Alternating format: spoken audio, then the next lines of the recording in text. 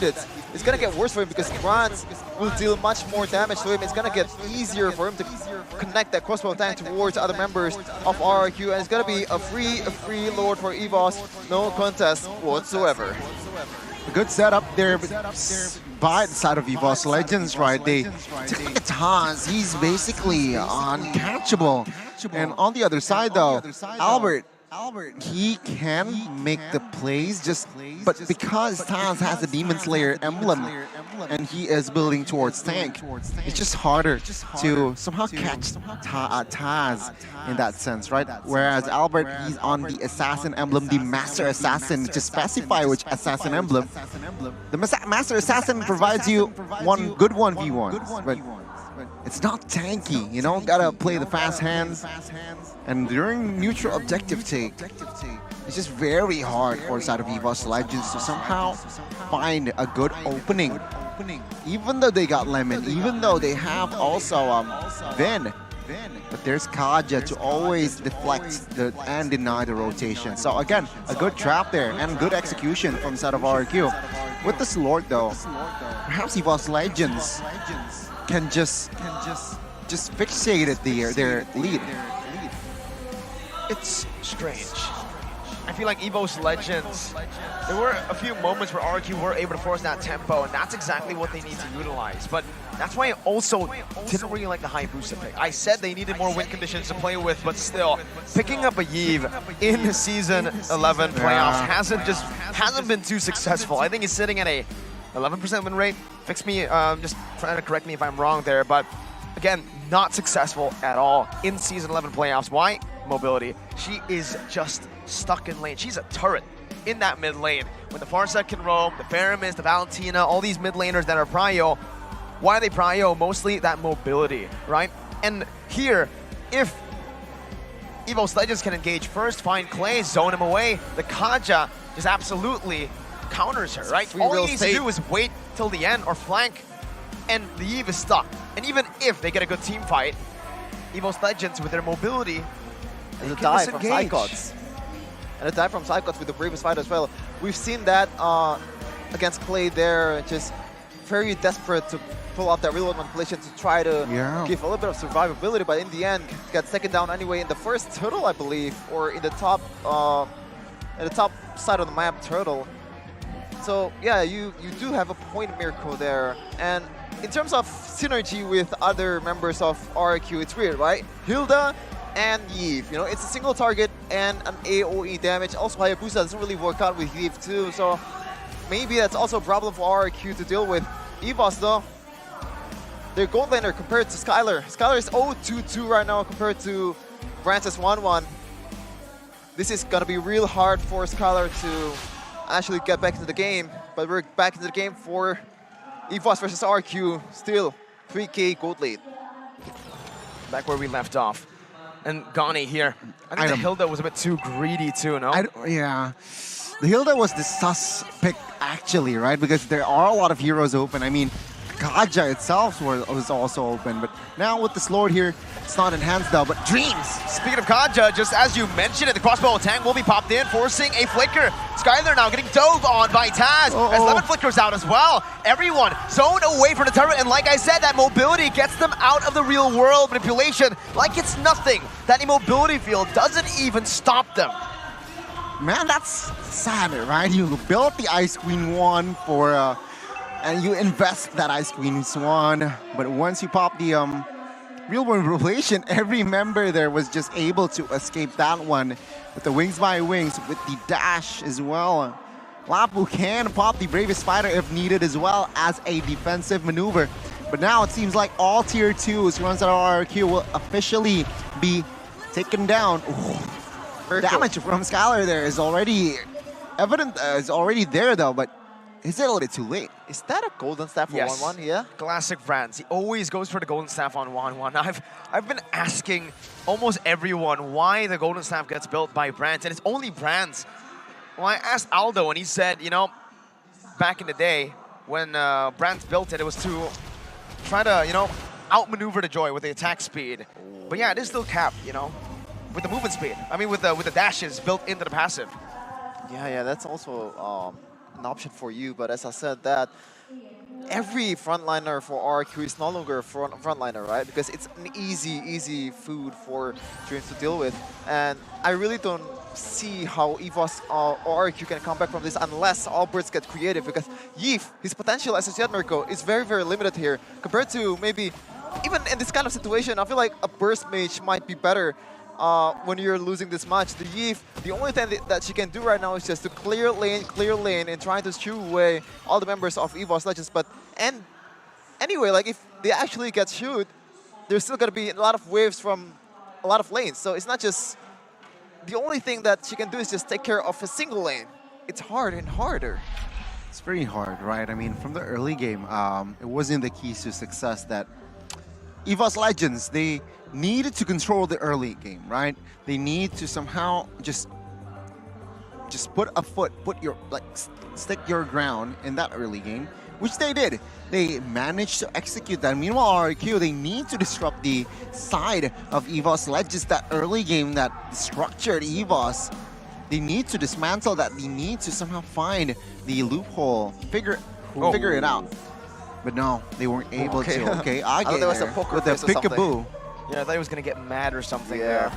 We do have another pause. Ladies and gentlemen, please be patient with us. We are trying to troubleshoot the issue ASAP here. Remembering, fair play is our #1 priority here in MPL Indonesia. Please give us some time to troubleshoot. We don't want the players to be playing with a disadvantage. Here, though, you're going to see our cameraman at work. Whoa! As Arashi said, there's crowd control in game, there's also crowd control in real life, and there it is. And if you're not here in GX4, you're missing out, man. Whoa, is that an Al Nassr Ronaldo jersey? Oh man, wrong goat. Okay. Connie, Ronaldo or Messi? Ronaldo or Messi? Messi, of course, bro. Okay. Who's the MLBB goat? Okay. MLBB GOAT? I mean, it's not really a debate, isn't it? MLBB or MPL GOAT? MLBB GOAT or MPL GOAT? MLBB goat, I think, yeah, it's not debatable. Two-time. Yeah. The two-time. Carl. Mr. TZ. Even as Indonesian, you gotta give it to him, man. Like, there's no one else that has the same success as him. I think the only contenders for GOAT are all Filipino. I think it's B-Wise, Rebo, and Carl. Zace is the Benny GOAT. might actually... Zace is also a 2-time world champion. Well, technically, yeah. But we're talking about the Yeah. player, right? Oh, And EVOS man. Legends, with that momentum behind them, that ISF trophy, that really has given them, I feel like, that championship mentality, Gani. Not against ONIC, obviously, because I don't know what the heck is wrong with ONIC. They're just too damn good. No, yeah, I mean, that was a perfect series, perfect game as well. And man, oh man, take a look at the, again, crowd control from the side of the cameraman here, Chef, and anything stands out. Anything stands out? The fact that there's a lot of dates here, which I don't like. Why you don't like dates? I'm single. Do you not support dating? The only date that I know is the fruit date, the sweet date that you eat at Ramadan. This kind of date is nana. Oh, speaking of sweet, man, this guy had a sweet rank back in the day, 9,000 MMR. It was Sutsujin in the building with the MDL team, the whole team with Claw, Toma, everyone from the MDL roster, Try, even Van Strong. Supporting, giving support. But ladies and gentlemen, let's welcome you back to the land of Dawn. Still a 4K Kobe for EVOS Legends, 7-11 in kill department. And it's going to be real hard for RRQ to manage that bottom lane because it's slow pushing the heck out of it. 3 turrets available in the bot side for EVOS. For RRQ, only 1. Lemon will try to take care of it. Let's say, man, Dream's already poked down right now. Sven tries to utilize that mobility built in his kit. Sidecon still waiting in the midst. EVOS Legends with more control, but Lemon now, Divine Judgment bringing Finn down. If that S-Right comes down, the crossbow attack is going to be transferred over to Clay. With the Bravest Fighter as well, you might as well say goodbye. A steal, though, from Albert. If all else fails for RRQ, they can always rely on their golden boy. But it feels like it's delaying the inevitable. Lemon's going to be chased down. EVOS Legends will be able to take him out. And it literally is Albert versus everyone. Albert Will he be able to defend? 4,000 gold lead built up for EVOS Legends. Albert with the quad shadow and the shadow kill. Not going to be able to clear out the minion wave in the mid lane. But the Lord spawns up top. They can force it here, but EVOS Legends decide to go and clear the Lord. A very good shadow kill there is to somehow eliminate the minions mid-side. But this Lord here that was stolen away, it will just be a free Lord. EVOS Legends with the clear and sharp team fight. Let's see what happened here, right? Albert here, wait for the right timing, but the two heroes Whoa, there's a fight. Oh my god, there's a fight. Clay takes down Dreams. But yeah, Albert, good steal. But again, the disconnect during team fights is just... Yeah, RRQ, they were just scattered there. And of course, EVOS Legends will definitely capitalize on that. Wait, what happened? Brand's died. Yeah. Brenner shot now onto Taz. Lemon with the split, zoning him away from the purple buff. Then Albert's going to be able to take. EVOS Legends have completely lost their gold lead here. The tier 2 is getting taken left and right. It's down to only 2K, 1K even now. Still 1K, but the map pressure is still on EVOS Legends. Still 3 turns on the top, in the mid side, but Taz might be looking to defend this. No, they're gonna let this go because it's just way too risky. Very risky, right? Beatrix, though, here almost on his way towards his last item. So with the BOD, with the Malefic Roar, and with the Nature here, he is able. Look at Brands. Looking for it to just dominate here. But Brands, yeah, Corrosion, EHS, Golden Staff, Windtalker already. His attack speed is going to be very, very crazy. Albert here opening up, will not commit on towards anything. I don't know about yet. that. Too reactive. Again, Lemon. Yeah, he jumps in, the split. Oh, he flickers out. A good bait now as Vin jumps into the back line now onto Brands, who's forced to pop the Inspire, trying to run away right now with the Divine Judgment, locking him down. Psychons and Taz versus the world. Albert losing out a lot of his HP pool. Psychons going to fall as well. TJ flickers forward. Skylar will fall to the Magic Warship. Clay now running away from Taz, who's still going to be able to utilize the base damage within the Lancelot kit to take him low. EVOS Legends still utilizing this lead that they have to keep on pushing. Lemon, again, every hero that he's in is very, very reactive, but the calculated part is just not there. Going in with a slam pass combo, the dash is not there, and that's a free crossbow tank for Brands. He has to somehow tone it down, and he has to. Good retribution, though, from Albert, right? With the timing there, taking the purple buff away. But I do see the point of Lemon, though. He wants to bait the crossbow attack. But unfortunately, the follow-up wasn't there. The Lord will be taken away with the information that Albert used the retry on that purple buff. It's going to be a free Lord for the side of EVOS Legends. And looking at this current situation here, RRQ, if they don't lose any member, I feel like they are still able to defend this one. They definitely still, but maybe that's the plan here, Connie. Yeah, you're right. The only thing that can tank that crossbow tank is Lemon. So Lemon will go in first and try to somehow eliminate the crossbow tank. And once that's gone, you can just collapse. Albert, Skylar, Clay, very, very squishy. So 1-1 is definitely a big threat. And probably that's the only way for RRQ to win fights. Let's see.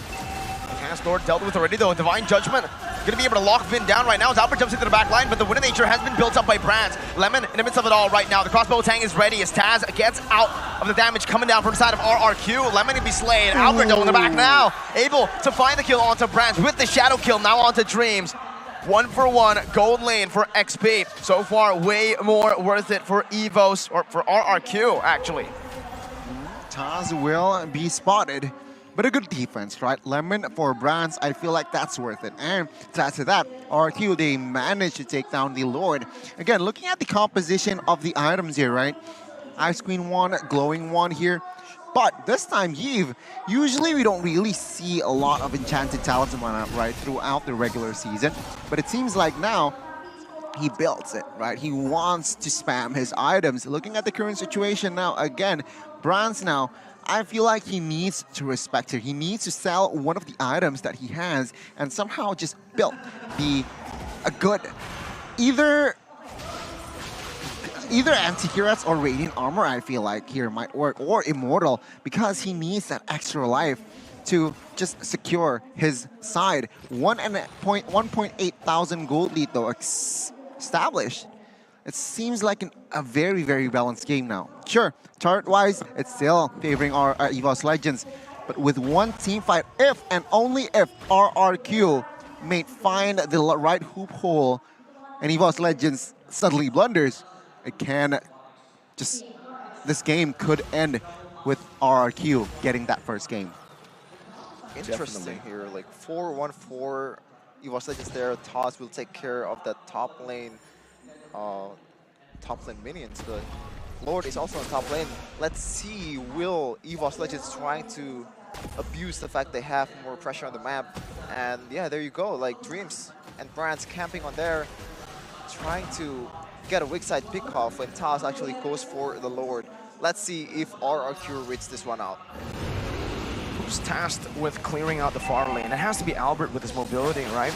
So it does leave RRQ a bit vulnerable to these commitments. EVOS Legends have also built up a massive wave down below that's going to be crashing down into the base, setting up for a possible split push, trying to utilize the forced error.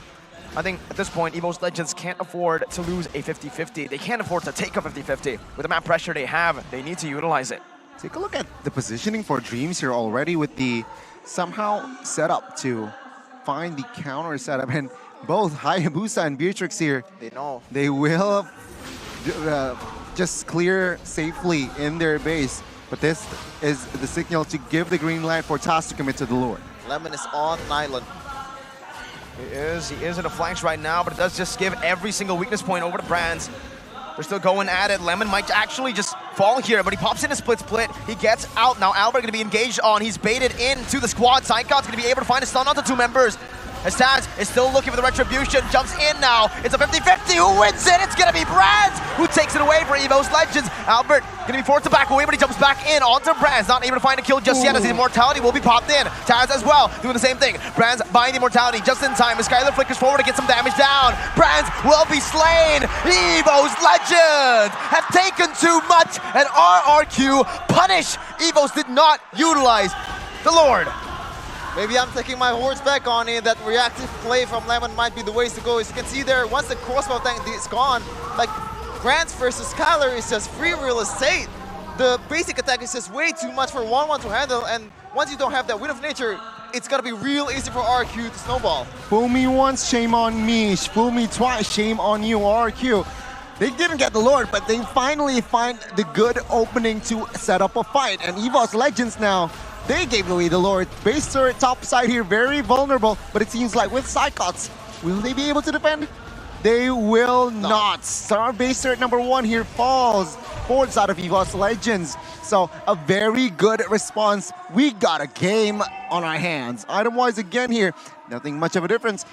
Full build attack here by Albert, right? With the true damage, with the Heptases and Malefic Roar, there's gonna be spiciness from that penetration and also that Hunter Strike, right? But looking at the side of 1-1, again, I expect him to sell one of his items to somehow build either the Immortal or the winners, but I feel like Immortal was on cooldown. Yeah, right, Immortal was on cooldown. And once you have that Wind of Nature, like this kind of items, it only works if it's you need it, right? Stat-wise, it's not incredible. So Immortality, Wind of Nature, Winter Touching, those kind of items, you want to have that at the last moment possible. Like that's the efficient way to play that. But of course, these are humans. Like you cannot be just.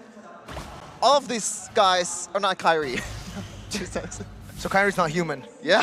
Yeah, after seeing his item swap yesterday, I think it's crazy. But here, Brands, I feel like no, just EVOS Legends there in that team fight, Gani. That team fight shouldn't have been a team fight. They got the Evolve Lord. Yeah.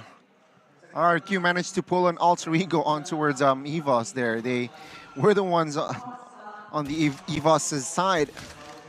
Alter ego forced RRQ after getting the Lord to fight now was RRQ taking something out of alter ego's books. 3,000 gold lead now for RRQ, but at this point, the gold lead really doesn't matter, right? We've entered a point where everyone has full items, but the map pressure suddenly still plays a massive part, and EVOS Legends still have an advantage on that front, with the mid lane and the bottom lane base turret taken down. RRQ, very minimal ways to control the waves here, and also because they have a glue, they have to send their jungler, or even their marksman, over to clear bottom lane. Why is blue not an option? Why not an option here, Mirko? Like, I feel like blue is definitely the right way to go because you have the split fit, you have the flicker, you can just play, you can just bail you out of any kind of danger. Average very low, man. Power of Wildness, though, to the back. Brand's still going to be able to sustain back up. Vin very close to dying there, but the Ravens Fighter comes down. Phantom Execution in the back line as well. But all the prio targets are still alive for the side of RRQ. Albert going to be able to jump back and forth to get Skylar the kill. Taz for Lemon. Jungle for XP. No frontliner for RRQ. But EVOS Legends have lost their main way to fight for the Lord.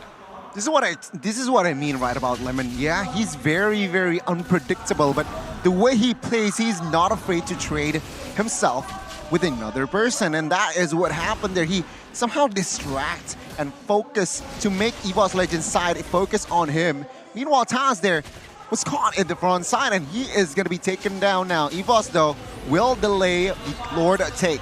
Vin now targeted.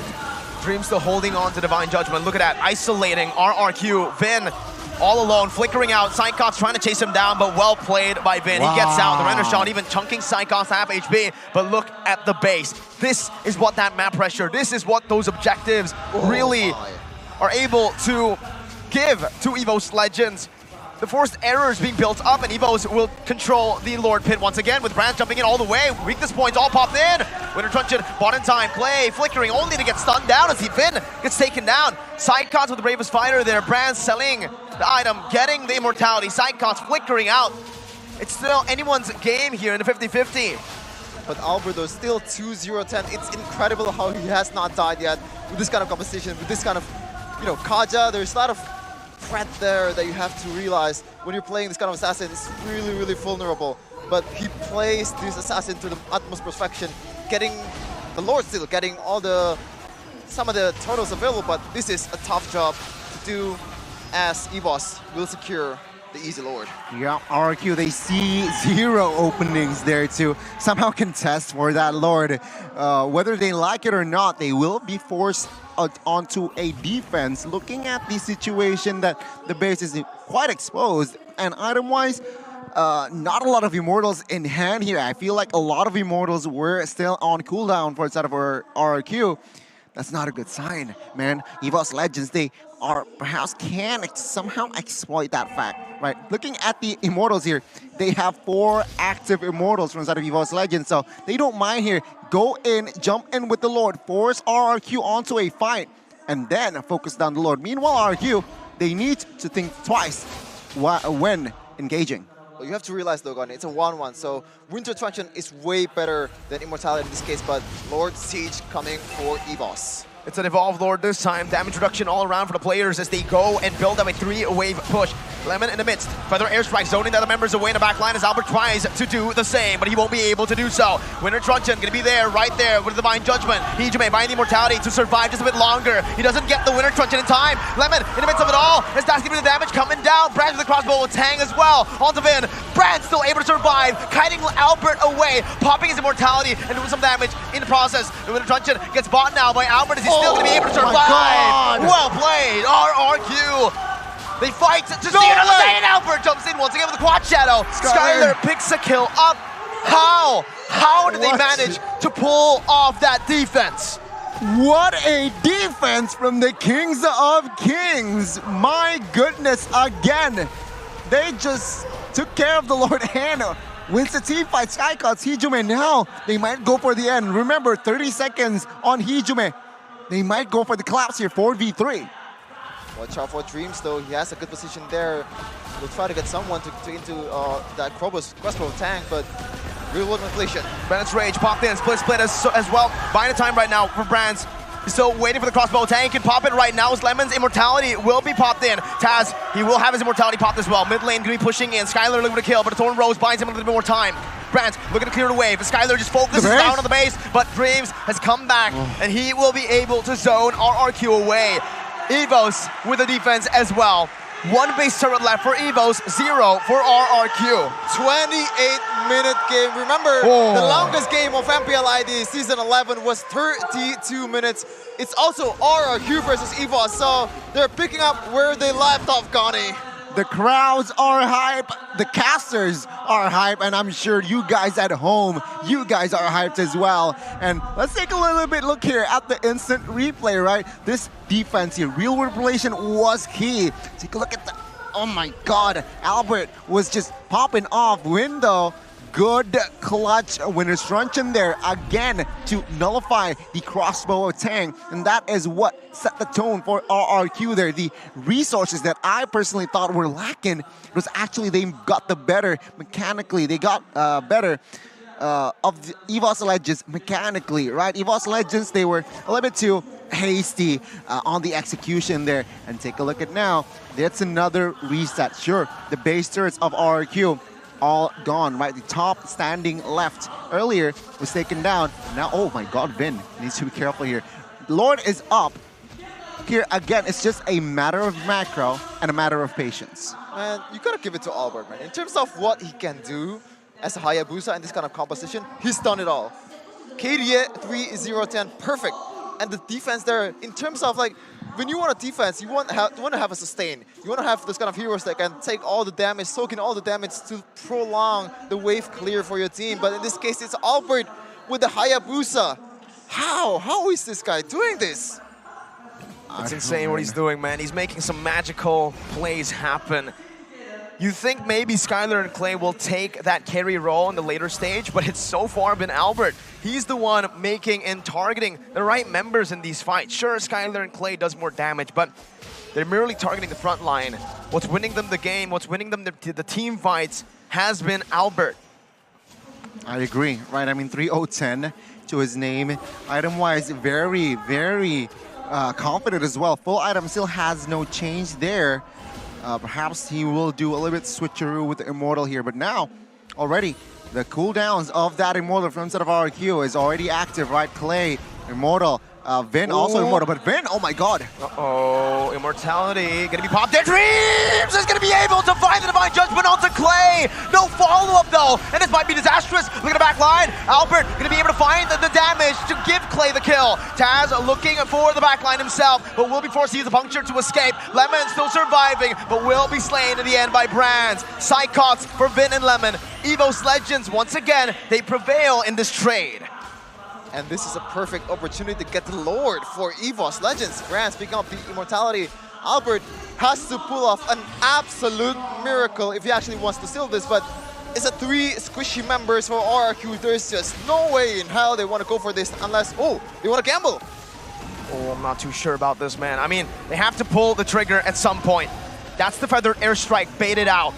It's all in Albert's hands. Will he be able to make the miracle play? The answer is no. They give it up. They decide they want to try to defend. This is going to be another Lord. How many Lords have we had in this game? 6? No? Yes. 5 plus, yeah, plus 1. Oh my God. Well, there you go. The Lord is just way too much. And right now, Lemon and Vin is still not available. EVOS, this might be it, Eriko. This might be it. Vin and Lemon still down. 3 of the 4. Albert going to be popping the Quad Shatter. Divine Judgment locking Clay down as the damage comes through for EVOS to lead the series 1-0. Wow. The first game, 32 minutes. 32 minutes. So if you're worried about having a boring series, no way in hell. It's RRQ versus EVOS. What are you thinking? It's El Clasico. It's a top-notch game with a lot of micro plays, especially from this guy Albert, but unfortunately, he was not able to carry RRQ to victory. He's done all he can, but EVOS Legends still triumph in the end. No words needed there. Half an hour of gameplay. A very intense one as well. But EVOS Legends, they were the ones who were more disciplined. They were the ones who were more sharper in that game. With that composition, it was just a tough hill to battle for RRQ already because they were the ones behind in that early game, right? After that, EVOS Legends, they were just sustaining control. But with Vin and Lemon taken down in that last fight, it was just GG, straight push, free Lord, and free game, free push to end the game. Well, in that game, it's definitely harder to execute for RRQ, right? They have to somehow get the crossbow tank out of the way, as I said earlier, over and over again, and try to win fights when it's not available. As you can see there's some instances where RRQ does win the team fight once Lemon and Vin baited out, but it takes a lot of micro skills. It takes a lot of luck to actually pull that off. Man, like the Winter Truncheons, like all over the place for RRQ, but it's just all for naught as they get second down in the first game. Wow, again, what a game. 32 minutes to start us off, and like we mentioned before,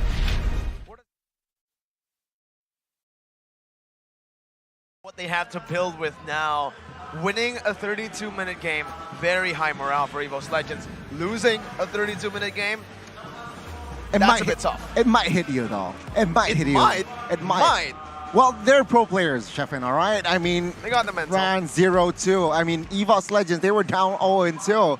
If they don't have that mentality, man, it was a 3-0. But again, it's, I believe in RRQ. They are able to reset here, but it was a very, very tough battle, right, for RRQ, especially realizing that they were the ones who were struggling to find an answer in that game. Only slight glimpses in that game that they were somehow able to find the comeback. But the timing weren't just right for the side of RRQ. When they were ahead, there was no lore to play around with. Meanwhile, when EVOS Legends, they were able to take a couple of members from the side of RRQ down, Lord was there to be played around with. Disciplined team fights here overall that made EVOS Legends the better team in that game. I must say the deserving team won that game. Why? Because it was EVOS Legends checklist. The keys to success. They were able to protect brands in the early game. They were able to set the tempo, their own pacing, right? Meanwhile, RRQ, they got driven a little bit by the side of EVOS Legends. Their game plan was to give Albert on the assassin. You need to target that Farsa. But in that early game, we see no real pressure, the killing pressure in that early game. Why? Because I feel like for the most part, Dreams, man. This guy, again, regular season, I gotta say, a good roamer. Just a good roamer here, Dreams. But solid in the playoffs, very solid, very, I don't want to say mediocre, but a very good, reliable roamer, right, Dreams? But in the playoffs, man, he shines. Give him the Kaja, he will shine. And take a look at the items as well.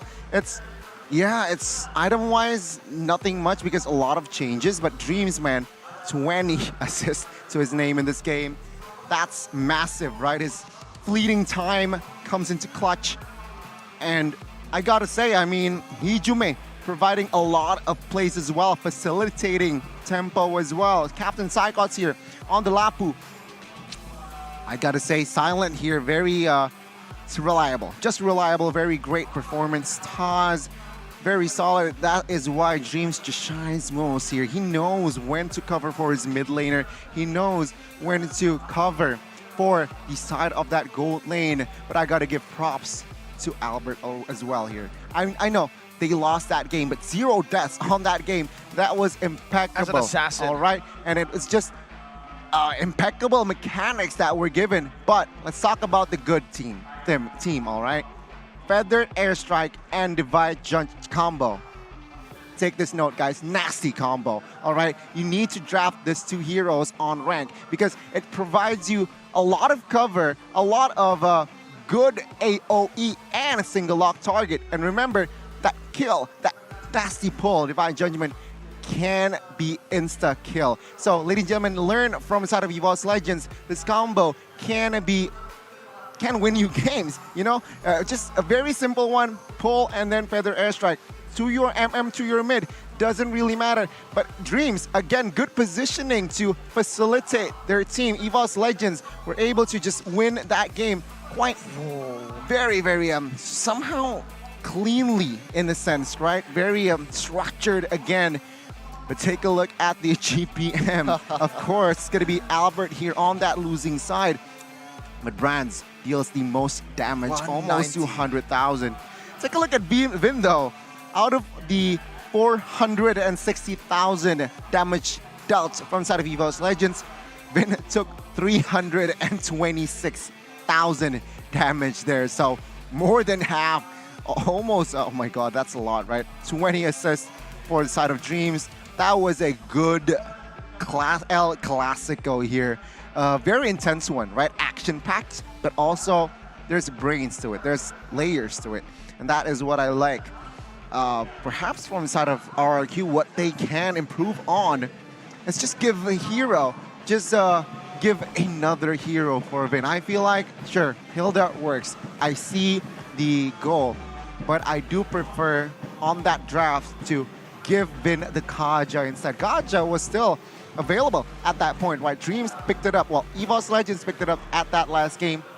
I would prefer perhaps give Kaja on towards Dreams, or if not, Hilda, it's a little bit hit or miss, right? 10 deaths there. Early game, I get your point, but late game, Vin was just there to die. I feel like even early game, I kind of don't get the Hilda. I feel like the Hilda was literally picked to deny it away from EVOS Legends because they wanted the Hayabusa. Because they were up against a tanks a lot. I don't think you're going to be able to fully bully the tanks a lot with proper winning lane in the mid lane too. They had a Farsa and a Kaja. Better mid control. So they're always going to be rotating faster towards the invades. Exactly, and this is going to be your MVP here. Brands, the king of marksman, again displaying. This is what I like from side of EVOS Legends as well, right? Remember, Brand Z, the central, yeah, they just like brand centric was the word. Yesterday, remember, against ONIC, the first 2 games, they opted for the hero Brands in that second phase, right? Quad 1-1 ban. Usually. Exactly. Second phase, they pick up the hero for Brands. They instantly adjusted in that game 3, but at that point it was a little bit too late. So in this current match, they adjusted. They will secure a hero for 1-1 for Brands rather in that first phase, and then the rest. And I like that adjustment. It worked for them, right? MVP 1-1, sure, with the adjustments a little bit off, but the king of marksmen definitely can make it work. Yeah, 190k. Yeah. 190k is insane, but also Albert 824. It's a 30-minute game, everybody. So there's gonna be a lot of downtime where Albert does nothing and just waits for an opportunity to strike in. So 824 is actually quite an insane number for an assassin jungler at that point of stage. But Brands though, man, like, yes, he played good, but the thing is, it's Dreams, and the target is just coming at you. So it makes sense where you get that 190k damage from. So I think they should highlight other player other than Brands. I don't know. For that MVP? Yeah. I feel like there were some candidates, other candidates. I personally felt like Dreams really deserved that MVP there. But obviously, we're going to take a look at the highlights again. Maybe we didn't see a few things, right? Maybe Brands did make these crazy moments happen, aside from just waiting for Dreams, going for the Divine Judgment. Well, he deals the more damage, but again, we are seeing the initiation. We are seeing just Divine Judgment here from the side of EVOS Legends, right? Again, a good zone from the side of EVOS Legends here. Minute number 13, still a very back and forth, but this is the one that, the disconnect that I feel like still from side of RRQ. They managed to turn it around though, but for the most part, because of that early, that mid. No, it's the bird. Very good. All That's right. the Curse of Crow, yeah. But it's, again, after 5 lords. So technically, RRQ, they managed to defend 5 lords. This was, oh my god. This was an Albert. This was Alberabob. Alberabob, indeed. But this is the mistake here from side of EVOS Legends. Unfortunately, with Lemon and as well as Vin taken down. 60 seconds on the death timer there. Wasn't too fun. Lord was there to play around with. Even without the Lord, they can force a collapse 5v3. Unfortunately for the side of RRQ, they need to concede and get for game 1. Well, it's not the end of the word, of course. Like, still 1-0. We've It's a best of seen 5. how EVOS can come back from 2-0, man. Like, but you gotta shout out the phone that they're using, the phone that Albert's been using to pull off those plays. Winter Truncheon, that infamous Winter Truncheon mislip. Boom, bang, bada bing. Oh, not the mislip. Not the mislip. That one, Okay. right? The mislip was using another phone, not the Samsung. Oh, you're right. You're actually right. So yeah, it's Samsung S23 Samsung buff. 5G, the fastest processor, I'm sorry, technology. With 4nm Snapdragon 8 Gen 2 for Galaxy. Large RAM up to 12 GB, memory up to 1 TB. Yes, 1 TB, you're hearing that right. The screen is dynamic AMOLED 2x with 120Hz refresh rate and also a battery of 5000 mAh. 1 TB. I still can't get behind, like, what Wow. the heck? It's that small, it's in a phone, 1 TB in the base model. My dude, You know, best phone. It just goes to show you that it might be small, but it holds something, man. it holds something, and you know what, right? Yesterday, do you notice? What? There was 2 Samsung S20, right? Because there was the A series there, right? Early series, but no, because the one is right here. It's mine. It's mine, right? So ladies and gentlemen, check it out. Level up your epic game with Samsung Galaxy S23 Series 5G. Buy it now on where? Samsung.com/ID, ladies and gentlemen. Check it out. It's a good phone. It's an awesome phone. You can play ranks with it. You can do anything with it. And also get an epic Ramadan promo up to 2 million rupiah in trade-in purchases or with Galaxy wearables. Go ahead Yeah. and check it out. I mean, there's so many new promos, there's so many cashbacks, it's practically Free. free. Right? I wouldn't say free, but there's a lot of bonuses, ladies and gentlemen, that you guys can get. Speaking of bonuses, I think EVOS Legends have got a massive bonus because not only did they win, but they won in 32 minutes. That gives them so much more morale, so much more confidence to step in to game number 2, where for RRQ, I would say it all started in the drafts.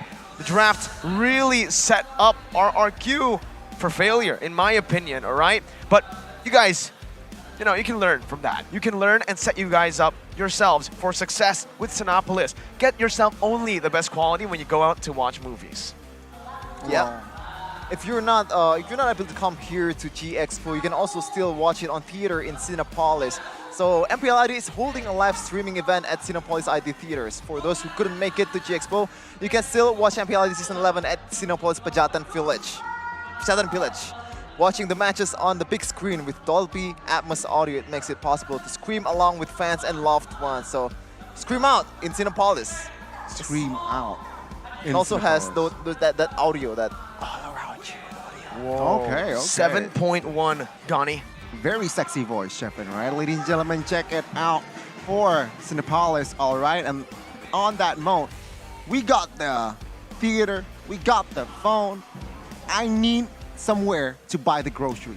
Where Tell it him. is, where Tell it him, is. Shepin. Tell him. It's in Indomart, and Whoa. Indomart has Indomart Pointku. It's a What membership is that? application Uh-huh. that provides benefits for every Okay. shopping Okay. at Indomart. What kind of benefits? Yeah, by becoming a Pointku member, you can get a cashback points for every purchase. Oh, okay. Yeah, well, so every time you buy something, you're gonna get more money to buy in Indomart too. So what are you waiting for? If you like Indomart, if you've gone to Indomart quite frequent, and also going to Point Coffee and Indomart too, also always use Pointku every time you're making a purchase. There's also free products and exclusive gifts that you guys can get. Various other attractive promos as well. For those of you who watch an MPL Arena as well, there's a booth right outside that you guys can go out and buy. Whether you want coffee, whether you want snacks, or anything, you guys can find it in Indomart. It has anything you could ever wish for. Oh, thank you. Thank you. I found You're the welcome, solution, all right? Johnny. I need groceries, but then I will gain more benefits Boom. with the app. And I get caffeine. Wow, that's a deal. That's a triple deal. Triple D, right? And ladies and gentlemen, Game 2 will start soon. Again, I expect the adjustments from the side of RRQ to just be more solid, right? In the early game, we didn't really see that. The unity, the chemistry wasn't really there. Thankfully, they were able to recollect themselves, right? In that mid game, in that late game, they were able to regather and then fight glimpses. I saw that chemistry, right? That wasn't clear in that early game. Whereas EVOS Legends, what do they need to change perhaps to surprise RRQ? Well, perhaps they should prio the Melissa. Remember, it was not picked that For game. RRQ? For both. Yeah, but do you think RRQ should pick it up? I don't think so. I think, no, EVOS. The adjustments for EVOS. They should pick it up for rounds, no? I think in that particular game, it would be very hard for the Melissa Oh. to, you know, pop off It's So the dream combo, right? Like the Divine Judgment to Feather Airstrike. No, for and Ladder EVOS. Stance. Oh, They picked the 1-1, right, over the Melissa. yeah. That's why, yeah. What I mean is like, it's an easy crossbow tank every time you use the Divine Judgment. Because of glue. Because of Kaja too. Because of Kaja. If it's Melissa, like, it does work, but it doesn't work as good Effective. as the 1-1, I guess. I do see your point. Well, let's see here. They need to somehow adjust as well. Well, a good and sharp game from EVOS Legends. Sure, there were mistakes, there were blunders a little bit there, here and there. But overall, because they already established a very, very strong early game and that mid game, it was very hard for side of RRQ to turn the game around. They were the ones who just struggled to find their winning condition, whereas again, that nasty combo, right? Divine Judgment and as well as Feather Airstrike as well to help the kill, to help the zone. It was there. Skylar here, he is the man on the hot seat, right? Yesterday against Alter Ego is heavily focused on this, and today, no different. It's hard, man. Like, Skylar, Beatrix needs, you know, it needs setup. And the way they set it up is trying to load all the slows from that real-world manipulation. But the thing is, you have Hayabusa, you have Hilda, which doesn't really work out with Beatrix. Doesn't really synergize well. But we can see here, EVOS spending out the Fanny and Joy. So they really don't like the mobility, potential mobility from Albert and crew. okay, there you go. Already a swap in sides too, right? With the Fanny and the Joy ban this time around, coming from the first pick. Still, it's now very different to what we saw in the regular season. Usually 1-1 and Joy, the Prio heroes like the Joy gets banned out by the second phase, by the red side. Now it's always blue side for this series. Well, it does shows that the Joy pick might be backfiring you, right? As you can see there, Luke kind of forcing the Joy pick inside the glue just because of the priority, just because how good Joy is in the game. But if you don't have a good synergy with your teammates in that hero department, it's gonna be hard to execute. And if it's not your comfortable hero, that's the bigger thing to, that's the bigger issue to, you know, think about. It doesn't work. It's not gonna work. It might not work indeed, right? RRQ though, asking, they need to somehow ask themselves here, what will you let go? A lot of heroes still in prio here. Feramis can be an option actually here. Without the Valentina, EVOS Legends. Wait, Claude is not bad. Not yet. Not yet, right? Also a very good hero that should be somehow discussed within I'm the the team. power of Wow. legend. It's gonna be Kaja, RRQ, asking a question. Hey, Skylar, it's been a while since you played Claude. Are you wanna first pick Claude, though. Brands. Yeah, because Do you RQ want knows. to? RQ knows that Claude is definitely the right way to go for. Not the right way to go in the sense that Brands really likes to play the Claude, and RQ knows that he wants Brands to pick the Claude and kind of counter it. Just like, I believe, which game was it? I forgot. They know that a hero is gonna get picked, and they know how to counter it. That's basically what I'm trying to say. And Introducing my buddy. let's They see do. if Wow. they actually go for it. Yeah. There you go. Definitely. The current S-tier gold laner in Claude has been picked. Let's see which hero is the counter in lane. Brody usually, or the carry, can actually do pretty well. me? I don't think they want to pick it up Your first here. They go for the team Fredrin and the Farsa first. Two solid heroes that are left open. Prio playing with it. A good, solid hero here. It seems like RRQ with the fast response. So they already expected the Claude pick, of course, here. And with the Feather Airstrike, of course, it can somehow munch and chunk the HP of the side of Claude. But have we seen a Lemon Fredrin? No, right? Don't We think haven't. so, we haven't. Because a good counter for this Claude is actually the Akai. We have Right. seen Lemon with the Fredrin. Really? I But believe he didn't win, did he? Wait, did he? It was from a DJY video, and he actually uses the Malamute more on Fredrin. That's why I remember he's actually using Fredrin, but it's the Yuzhong ISF, it's Psychots with the Dragon, and also Yi, pretty much the only, you know, viable option available for that mid lane option. So yeah, Yeah, it's a ISF composition, right? Heave, also the winning roster, winning hero for side of EVOS Legends during ISF. Hijume was just unstoppable at that event. RRQ though, with this in mind, what will they go for? Perhaps they might actually secure a carry here. If not the carry, I don't really mind the Brody. Brody does, you know, find it's very difficult to pull off a Brody against, well, it really depends if, honestly, the Brody works here. They can play with the killing pressure, with the Forza in the mid lane. It can really amplify that killing pressure in lane, and Brody will be able to completely bully Claude. But RRQ will need to set their sights into the gold lane. They need to build on this, maybe possibly even doubling down on it in the second phase. But against Yuzhong and Yves though, like this kind of heroes is nightmare for Brody to deal with. The second skill is just not enough. Pretty much an instant real world manipulation is a flicker burn for this guy. Let's see if Skylar will be able to do the job versus Hijume and crew. Let's see. Second phase, they should limit the option for Dreams. Atlas ban here.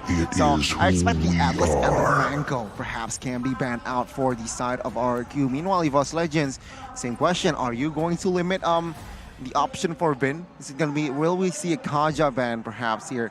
And realizing that now RRQ will have that first phase, Kaja banned. First phase. Oh, yeah, you're right. Kaja has been banned. So, EVOS Legends, will they ban the Franco? I expect the RRQ to ban the Franco, but it's going to be EVOS Legends here. They will ban the Franco, so RRQ should somehow now change his focus. Perhaps ban out the jungler. I was about to say, the jungler ban should come through. There you go, Lancelot. I think it's going to be a Grok ban or a Kadira ban for EVOS. Kufra, perhaps. Yeah, oh, yeah. Kufra is very... is the comfort hero for Vin.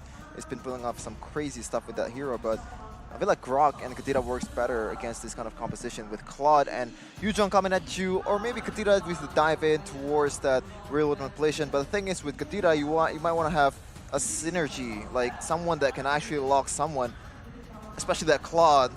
But Kaja is gone, Franco is gone, so that's why I feel like it's gonna be Grok ban. It might be a Grok ban, or it might be Kufra, right? It's going to be the Kufra here banned out. So, again, EVOS Legends somehow asking Vin a question. What are you going to play here? Perhaps that Grok can be now the only option available here. And EVOS Legends has already an answer for that Grok, right? We all know what it is going to be. It's going to be the Diggy, right? So, a very good... force there from side of EVOS Legends. Pick up the Grok. RRQ with the reverse psychology. They know that Dreams will most likely pick up the big Diggy. They will pick it up themselves. Question is, do they want to go for the Hilda now, EVOS? If they really want to stomp on the Diggy, if they want to force the time journey, they need to get a little bit more aggression in the early game to try to, you know, shut the Diggy down technically, right? Force him to pop that time journey. What other heroes here are possible for EVOS Legends to take? Like you said, the Grok, but I don't think you want to double down on CC. Estes perhaps. Ooh, out-sustaining RRQ. Does that work here? Oh, you're absolutely right. Those two heroes could definitely work here, but they go for the Angela. So not the SS and the Akai. Not too sure about the Akai pick here. Doubling down on the CC like we mentioned, but it's disengaged. It's not that same kind that we would expect on the Grok. So it is going to be the Akai in the jungle and Angela roam. I guess a little bit of a shout out for EVOS Legends to their former captain Rekt. Why didn't they pick up the Esmeralda? What? The Esme here. They pick up the Arlet, but I would prefer the Esmeralda. Is that, wait, magical damage? Yeah, I think, I don't know. I would prefer the Esmeralda over the Arlet, but it seems like they want to add crowd control, right? Very good engaged tool. So what are you saying, Miracle? Like the Akai pick is bad because there's a lot of CC that Akai has that can be harder with the time journey. But the thing is, once you go in as an Akai, once you get knocked up, that's an instant time journey too. It doesn't have to be the heavy spin.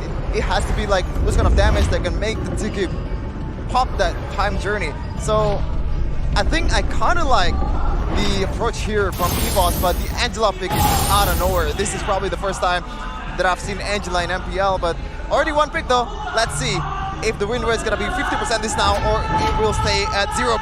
As El Clasico Game 2, best of 5. But we're gonna go into the pause, seems like. Welcome Will we? to Will we? Mobile It will Legends. be a pause. Ladies and gentlemen, let's talk about the drafts again. I like the chess match between Pangduk and as well as Age, right? I feel like they know each other well, and that was the chess match that we witnessed. But back again here, Sheffin. This is your time to shine. This is your field here. My field? Yeah, This is the crowd. Nah. You're usually at the crowd right with Rashi regular season. Am I? Okay, but so just want to remind you all that you can go with your date here. Use the code MPL date as we're trying to troubleshoot the problem that these teams has. Just want to tell you guys to please be patient because we're definitely trying to fix the problem here. But from the draft, I feel like I'm definitely leaning towards EVOS much more than RRQ, especially with the reactive pick like Diggy. I feel like the one who pulled the trigger first usually wins.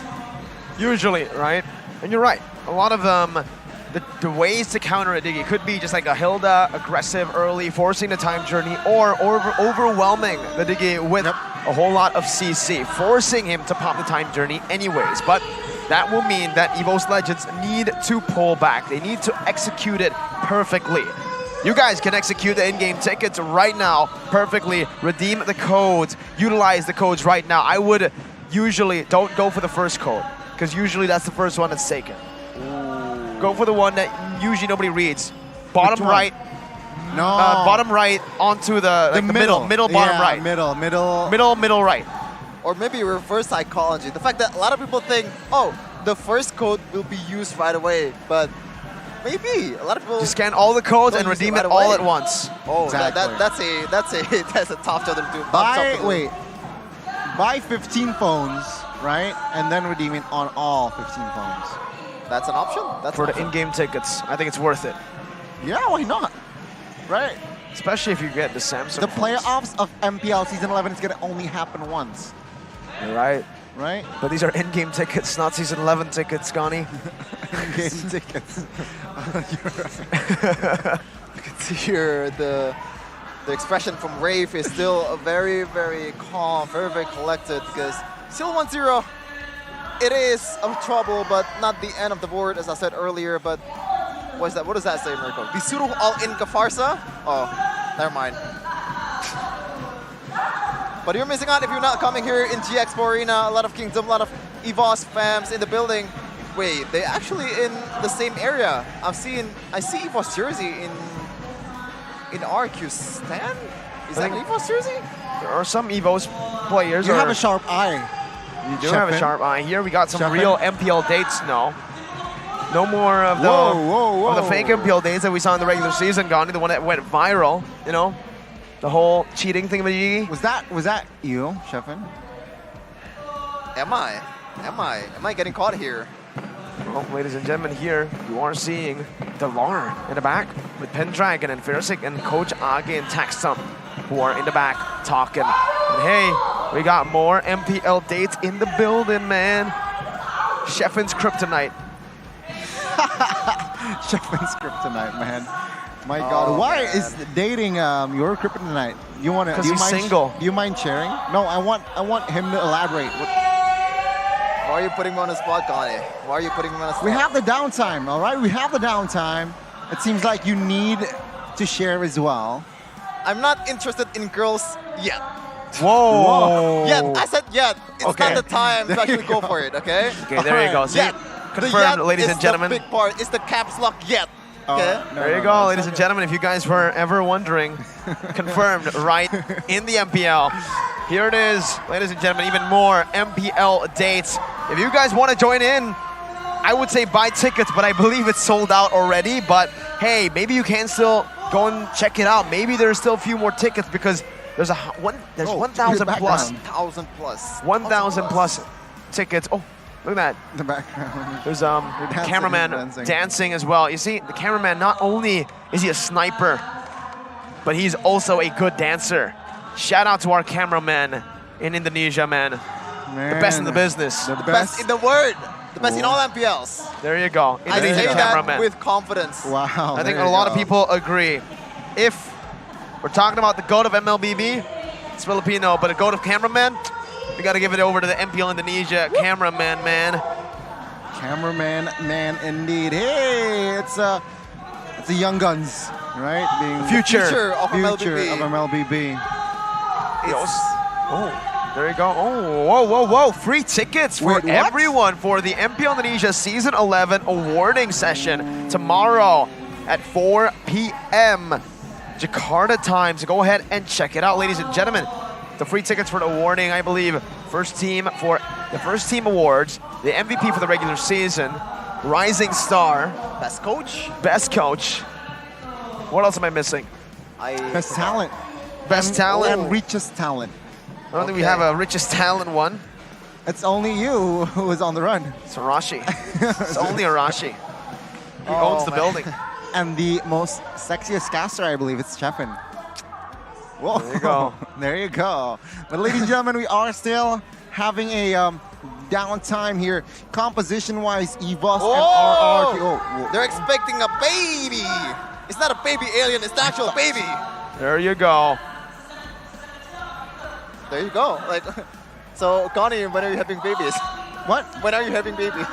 When am I having babies? I will not have a baby because technically I'm a man. Well, okay, you dodged the question quite badly. When there. are you having a baby? You guys are questions. Anyways, let's move on to the, again, crowd. We're still waiting on the troubleshoot, ladies and gentlemen. Please be patient with us here. We have a family member from one of the players here playing on stage, EVOS and RRQ. We got the support of the family, man. You can really see it. It's the family buff. Family buff, especially for bet- Pai. His dad loves Barats, and he that alter ego picked Barats to win.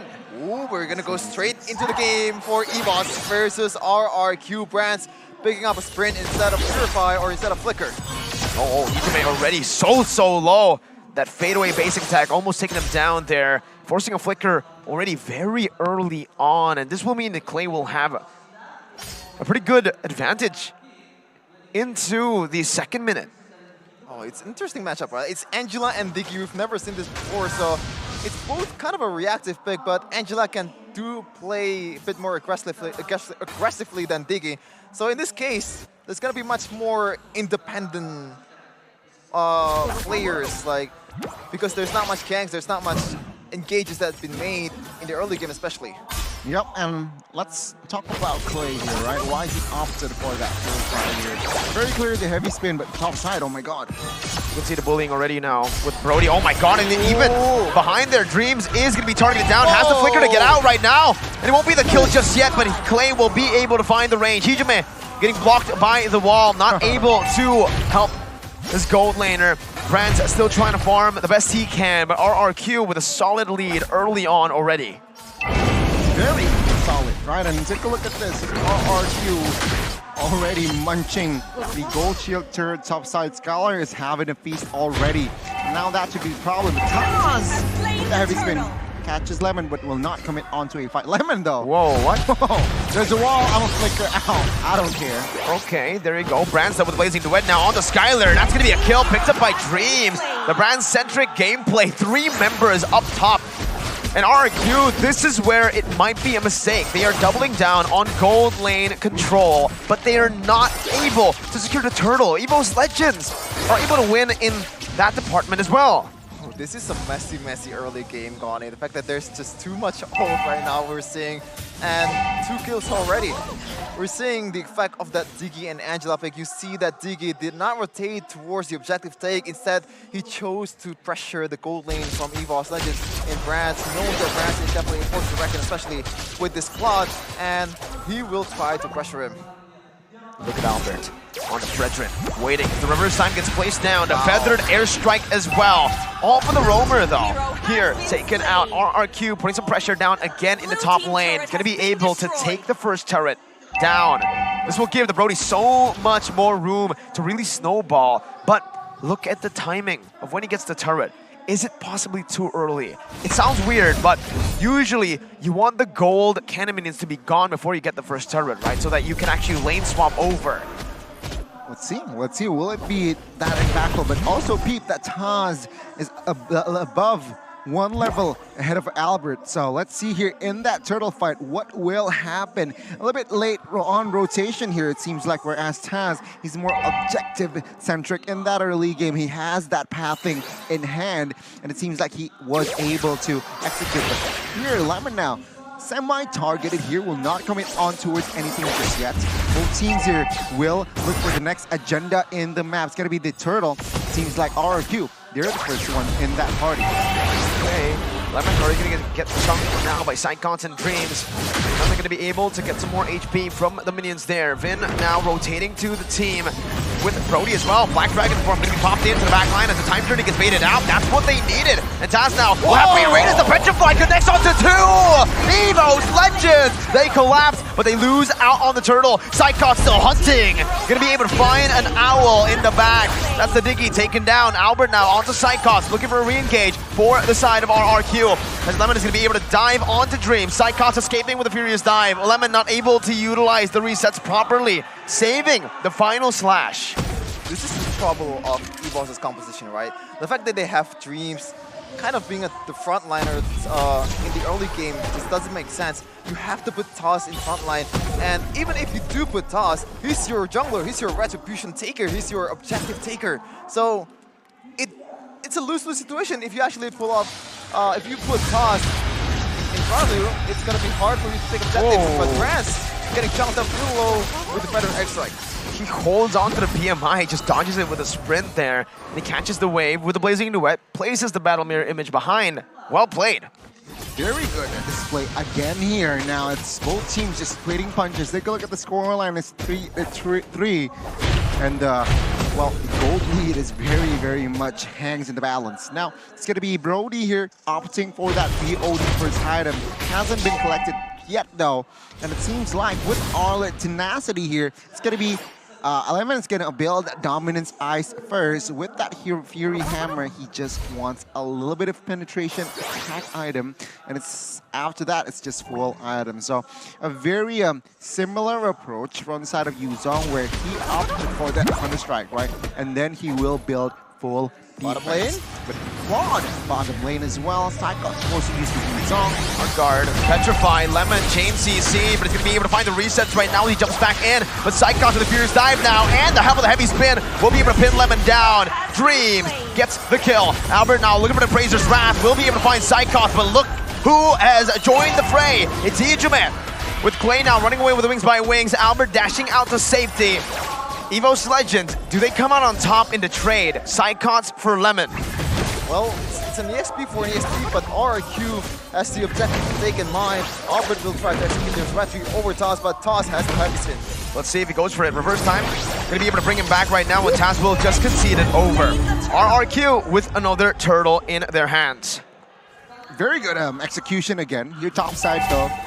Will it be the main focus? Let's see. Okay, Battle Mirror image at the sprint. Done. Gets him out. Done. Very simple escape maneuver there, but still top side here. Very well defended by the side of RRQ. 1,000 gold lead here, about to see and witness. It's, again, EVOS Legends, they have the chances, their chances to turn and dictate their pace. They do not want to get driven, but Ijume.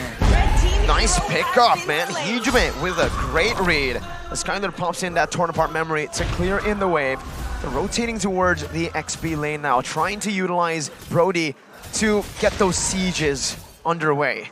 Well, with the reinformation as well from that real-world population that isn't in play, it seems like RRQ, they're not afraid to fight. And don't overcommit on this one, man. Ijume has not yet. That real-world population isn't active yet. I did say that RRQ wants to play reactively with playing with the time journey, but in this case, EVOS has been playing reactively instead because they don't have the push, and this is how it went. Flicker out already by Dreams. He needs to be very wary of his positioning now. The Battle Mirror image also by Brands as the siege will come through for the side of RRQ. With a tier 1 down below. Now torn apart memory though onto Dreams. He's going to be able to find the fadeaway as Taz comes in with a heavy spin, but it's going to be the time journey to respond it. Lemon now with the final slash, putting it back. With the Battle Mirror image placed down. Brands is still going to be able to survive for a bit. RRQ are hunting them down. Hijime kiting away, getting out, but the reverse time brings him back just a bit. RRQ with so much value in this play. Hijime versus Clay, both of them not wanting to commit, but Psychons was able to get a trade with a turret up top. 5 seconds until the Lord comes, and this is probably the opportunity of RRQ that RRQ needed to actually get the Lord. Toss is still trying to go to the Lord pit, but it's gonna be a free Lord for RRQ unless Albert messed this up. Hard guard. Let's see if they can steal it. I don't think that was the reason, the plan. Vin now going to be targeted down. The Furious Dive even now onto the back with a Petrify placed in. Vin will fall, and the hard guard gives Psychons enough sustain to back up. It's Lemon who, whoa, goes in there with the Lord taken and with RRQ already backing off. Wow. Interesting play. Yeah, the positives though, Hijime and Brans, the main carry of EVOS, is still 0 death. So Dreams might be in trouble, and there you go. Hard to play an Angela against a Farsa. Yeah, a good response, but Skylar here will be chunked. It's very low. EVOS Legends, they didn't win that Lord, but they were able to equalize and even win on Trey Tazdow. Wow, well played. Retries, he saved it for the last second, right as the reverse time gets popped. Then he retries and dashes out with the movement speed. Nice one by Taz. Very good display of mechanics as well, but the mid here from side of RRQ was taken down. So again, EVOS Legends, they have more map, more ground to play around with. RRQ though, take a look at them, they do not care. They're now basically already with the invade here, trying to target the top side. But it seems like Psychons will read this one out.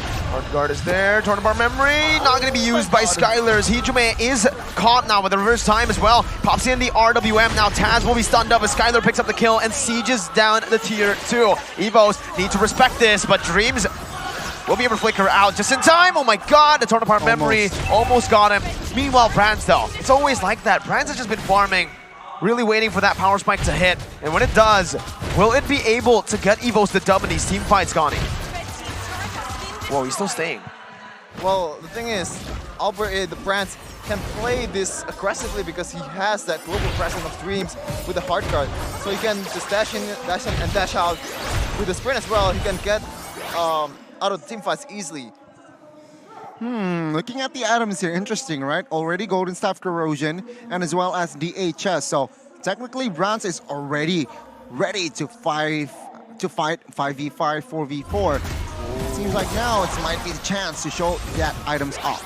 Albert being the frontliner right now as Taz is going to be engaged on the final slash, isolating him from the team. He's saving the heavy spin. He pops in the last second to disengage, as EVOS Legends were able to clear out the mid lane. So they are actually able to withstand that mid-game power spike that RRQ has for now. Yeah, for now, and as I said earlier, if Taz continues to open the map for EVOS Legends, it's gonna be hard for them to actually take objective. Once you get to the 50-50s on the Lord, Taz will be very, very low, getting chunked up by a lot of damage coming in from Finn, especially, and Clay, so he has to have a lot of magic defense here, like double, like Radiant and maybe Arena. That might be the case. And yeah, Vin with the, we're right, with the Impurage, right? It's proven very good for now, right? 76 is his name. Heavy spin just instantly nullified. Let's see here. This is where Vin should shine most here. It's somehow negating and relieving off pressure from the side of Taz for Albert to perhaps take the Lord comfortably. It's gonna be tough here with that heavy spin. But let's see, execution-wise though, top side will be cleared by Angela. Oh, RWM, Skyler so low. This might be it, man. That's the hard guard placed down already. Brands. They're ready for it. Brands out to the back with the blazing duet. Skyler 1 HP, but Clay will fall. And the Lord gets resetted. Taz will fall as well, but it's all good. Psychon's even reading where Skyler is. He finds the kill back. Now Lemon in the midst, gonna be melted down. Brands will be able to dish out the proper damage. That's the power spike they were waiting for, and it delivered. That's your king of marksman of Indonesia, everybody. That's the reason why he's in SEA Games. And Brand's first game, MVP, and it's looking like second game, he wants it too. Goodness me, EVOS Legends. It's an AoE party, right? Blazing duet, you got the Furious Dive, you got the real world manipulation, and it seems like team fight, sure, you have the Diggy. Take a look at the instant replay here, right? It's a good flanked Blazing Duet and combined with the Dragon there. Ooh, it's an AoE party again. And besides that, even Angela joins in the fun with that hard guard. But what an execution, what a structured plan, and that was GG. You gotta shout out though, the one who started it all. It's Hijume. With the Revolt Inflation just burning all the flickers away from Skylar and Vin. And there you go, Brand's free real estate going to the backline with a Blazing Duet. It's just damage pouring in also with the hard guard. More survivability. Easy ulti for Brands at the time. Also, just a fun fact, right? He was with the dragon, with a dragon skin here. Oh, Hijume bursted down. Oh, no. Oh, Hijume! Wow! Pops the RWM to survive. That was well played, man, with a hard guard as well placed down. They aren't able to utilize the Lord fully to find any more turrets, but that could have been so bad for them if they lost Hijume. Good calculation from this man who's very underrated. Yeah, we've said this over and over again. We kind of overlook how Hijume plays in a lot of games that we have, as he has the Divine Cliff right now. Big item pick here, especially for Lemon, Albert, and Skylar presumably will pick up a defense item in the future. We can see here, but actually no, Skylar, Glass Cannon. Exactly, and it seems like here RRQ, though, gold-wise, they're not really far behind. Skylar here already on his way towards his last item.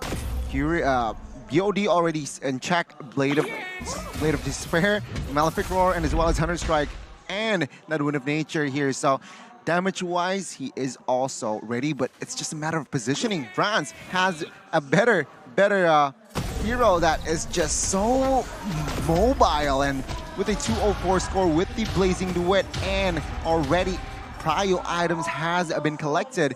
It's just very hard. No stopper here, it seems like, from the side of RRQ that can just cancel out that Blazing Duet, that can really soak in the damage. Also, I gotta say, RRQ, they need Blade Armor. Yeah, I like what EVOS is doing right now. Just nothing too ordinary. Just try to play reactively because you don't have all the tools available to be able to play aggressively. Toss is the only frontliner, like the real frontliner of EVOS. They have to be careful on when to engage and when to pick team fights. RRQ is definitely still in the game, as it's only 1k gold lead so far. But remember, this is where RRQ's comp kind of falls off. Well, not entirely, because they still have Clay. Skylar, though, his damage, his presence will not be as powerful as it was a few minutes before. Yeah, definitely, as you have Hijume, as you have Psygots with the Black Dragon form, just the dive is just too much. Also, Brands with the Blazing Duet and presumably Wind of Nature. It's gotta be hard for you to evade all of that. You have to somehow find an answer to that, but what is the answer when the only thing you have is the time journey to kind of beat you up a little bit with a shield, but it doesn't really matter. It's just a little bit of shield. What are you gonna do about it? What you gonna do about it, Gani? How do you deal with it? You know what? How do I? I'm still like looking for the loophole as well here. RRQ, very tough because they need someone that can soak in the damage as well, and they need to somehow stop the flanks from Psychots. Or again, France. Let's see, Psychots already moving in. Okay, they're already doing so well. Brands now with the Blazing Duet onto the back. Oh my God! Finn! Oh my God, the alarm bombs are massive! Finn placed it there, knowing some sort of engage was coming. Brands did not expect that. Well, what was that placement, Vin? My God, the genius. Wow. I did mention that they need a stopper. I expect the crowd control stopper, but the Remuneration will take down Vin indeed. I expected a stopper that can cancel out the Blazing Duet, but the bombs will do, man. The bombs will do. Well, I asked, what are you gonna do about it? So maybe that's the answer. That's a clip worthy right there. It's just going and just delete it with the rapid bombs from Ziggy. It's just insane. And Brands has to build the Athena shield right now, right? There's no way he's not gonna build one. And right now he's building Glass Cannon. As you can see here, the only thing available for him is that top boots, which is not enough. Not enough at all. Definitely not. For the airstrike, also stealing with the purple buff. Brands just not having a good time right after that. Man, those alarm bombs, I completely forgot. You know, Vin actually went for the Impure Rage, right? So, yeah, he's building damage, man. He's waiting for that. And he got it. I can't believe he got it. Goodness, RRQ now, how the table has turned. And it seems like now they're playing their pace here. I like RRQ. They do not go force a fight while they have the Lord. They do not have the position as well. Bot side will be taken care of by Arlit. It's going to be a two-wave push here, it seems like. Well, Let's see. Finn and Skylar has to be careful with the real manipulation of Bijme, because as we can see earlier, it's just very, very punishing as France. That Tina is going to be there. There you go, some defense already, but Taz is going to be melted down. This might be it for RRQ as they look to siege. Base turret number 1 taken down in the top lane. Clay with the wings by wings now as the real world manipulation gets placed down. RRQ looking for a play. Lemon with a missed final slash. Will not be able to catch anyone here. And EVOS Legends live to see another day for now. 5-1-4 game for Clay so far. It's definitely a good KDA for mid laner, for backliner, as Lycos single feather airstrike just that much damage, and Finn's gonna place the bomb all over the place for EVOS to deal with. The only one that can attack it is Lycos and Taz is not in the building. RRQ sieging again. Oh, Brand. Oh my god, everything placed and used, but he's still going to be able to bait out a whole lot. Psychos now jumping in with the Black Dragon form. Oh, dodging away from the Torn Apart Memory with the Black Dragon form right as he comes out there. EVOS Legends able to defend that bottom side base turret. The micro plays come in handy for RRQ and EVOS. Psychos, knowing that iframe is there, just abuses it to perfection. He knows that the stacks are there for Skylar to abuse, and the damage is gonna be able to take him down, but no, I have an iframe. You know what's interesting here from sort of RRQ? RRQ, they managed to turn it around, not by the marks and by the two birds, right? They equipped in their composition, the Owl and the Farsa. Again, a very slow but sure defense here, right? And I really like that RRQ, they're not moving hastily. They wait for the right movement, and yeah, this time around, we don't see or not seeing Brands jumps in with a threat for now, with that alarm bombs in check. Man, the stream starts at 1, and right now it's already 3, with 2 games has not been played yet, so it's gonna be a long day everybody for us casters here. Also for the players, man, remember this best of 5 series is going to get really tiring for them, right? Fatigue comes into play, but so far both teams have looked pretty on point. Just a slight mishap here and there. RRQ with more control on the Evolved Lord. EVOS Legends looking for that opening. As Taz is going to be consistently healed up, sustained back up. Does RRQ really want to go for the 50-50 here? They have the time journey to take that heavy spin away. And look at what Taz and Dreams are doing, right? Taz taking the alarm bombs, Dreams healing him up. Okay, what I want RRQ to do right now is just stall. They know that the slow push is there at the bottom lane, and do a Benny.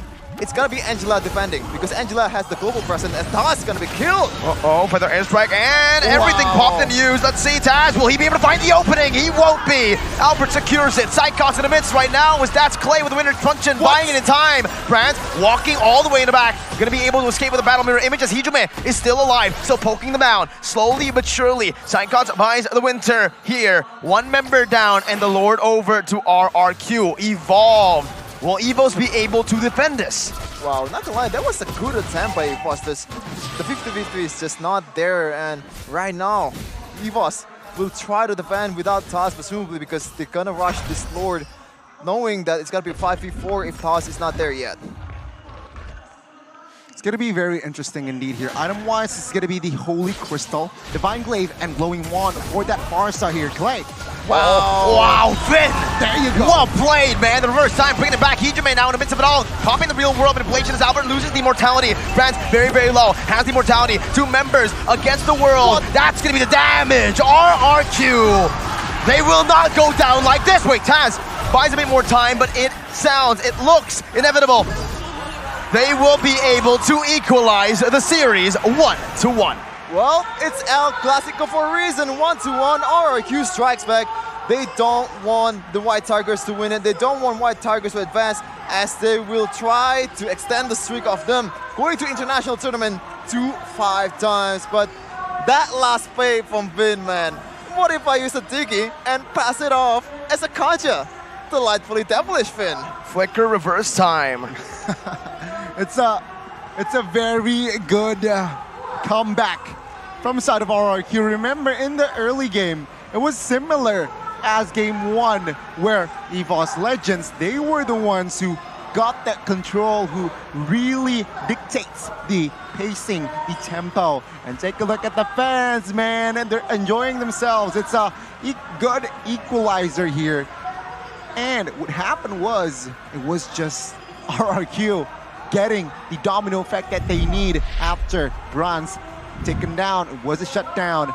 And suddenly, Brands and his teammates were at a total disconnect. It was actually the like a flick of a finger. EVOS Legends, they lost the control of that game. It was actually RRQ after the kill on towards Brands. What they were able to do was just slowly but surely getting more ground, gaining, forcing skirmishes, not team fights, because again, a lot of AoEs that can be given from the side of EVOS Legends, so they prefer it to be a pick-off, they prefer 2v2s, perhaps 3v3s, but 4v4s and 5v5s might actually favor the side of EVOS Legends. And that was the, I feel like, the difference maker. EVOS Legends, they weren't able to, sure, they were able to dictate that early towards the mid, but after that, they weren't able to switch, transition into a more meaner game plan. I expected them to be just more brave, Reactive, more bold. Sure, he got the bold. They went in bold, and then Bronze got the shutdown. But after that, it was just hesitating after hesitation after hesitation from the side of EVOS Legends, which RRQ saw it. Oh my God, EVOS Legends, they're now playing it full of hesitation. Now let's take control, let's claim it, let's go invade the jungles, let's force pickoffs, and that's what happened, right? RRQ, they were still just, again, with that same quality, they were just able to reclaim. I like that quality. I think it makes sense though, the hesitation, because the win condition from the draft is just harder to execute for EVOS Legends, because there's only one instance where Brands goes in with that Blazing Duet and Hardcore combo that makes EVOS's composition make sense. Other than that, just the time bombs and the trap that Vin sat in that bush is just, wow, that is a 200 IQ play from Vin. And, you know, it makes sense. Hesitate, and it bites EVOS in the back. It really does. I think really the micro adjustment as well from Vin, right? Because early on, they were able to bait the time journeys really easily with either a heavy spin or a Black Dragon form. In the end, Vin, he just stayed composed. When the Black Dragon form came in, he just waited it out. It was chill because he already had the items to properly react to it, right? Early on, maybe he can get bursted down, but later on, no, it's all good, fam. And that's what he utilized to save it, so that when the heavy spin comes down, when Brands tries to take him down, the time journey gives him the added sustain to bait Brands over to the alarm bombs. Those alarm bombs really hurt, and we'll see it. We'll definitely see it. I don't think he gets the most damage done here, but I really want to know the number. I really want to know how much damage he did, because he was able to one-shot Brands, bro. Well, it's ironic, isn't it? It's alarm, it doesn't make you wake up, it makes you sleeping, and we're gonna see the highlight here in a second.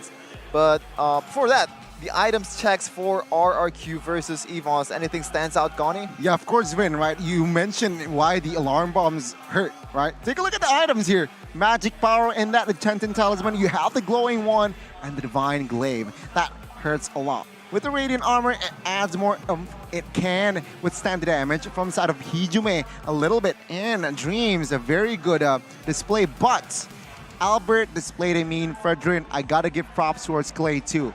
I mean, the two birds, like I mentioned earlier, the owl from the Farsa, they displayed a good hero, good mechanics as well. Clay, with the Feather Airstrike, they were able to find it, right? But let's talk about the AoE party from the side of EVOS Legends first, right? Why they got the mid and the early. They were able to utilize all these ultimates, right? Real World Population, Blazing Duets, and as well as the Furious Dive and the Petrify.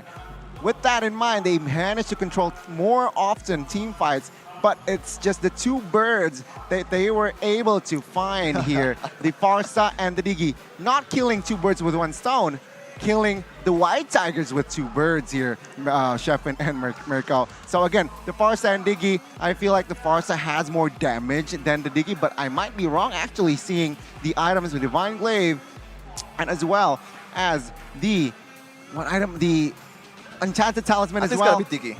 Yeah, it's just damage is there, and there you go. It's the carry's gonna be Diggy, right? It's 106,000 with the rich guy also, Skylar.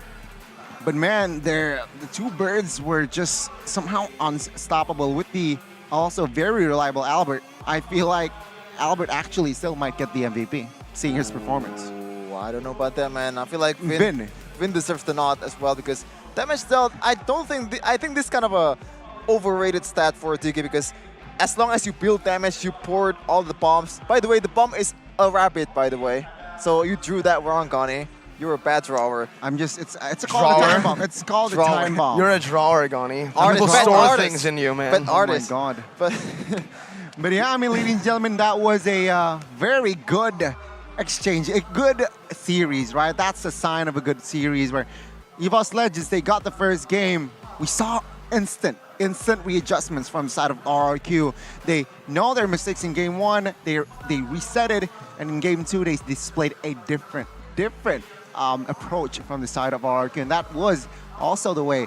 Sure, early game, it's still EVOS Legends there. It's in their keys to success, but this time around, RRQ, they were able to not just withstand, they were able to overcome, outplay EVOS Legends, and that is also needed in that game where in that gold curve, you can see here, it's just not stable, right? Until what, minute number 13, I feel like it's very unstable. Let's go back and forth from RRQ and then equalization. Yeah, EVOS Legends equalize, and then EVOS Legends gets it, and then RRQ equalize. But after one play, the shutdown earlier, it was just RRQ snowballing.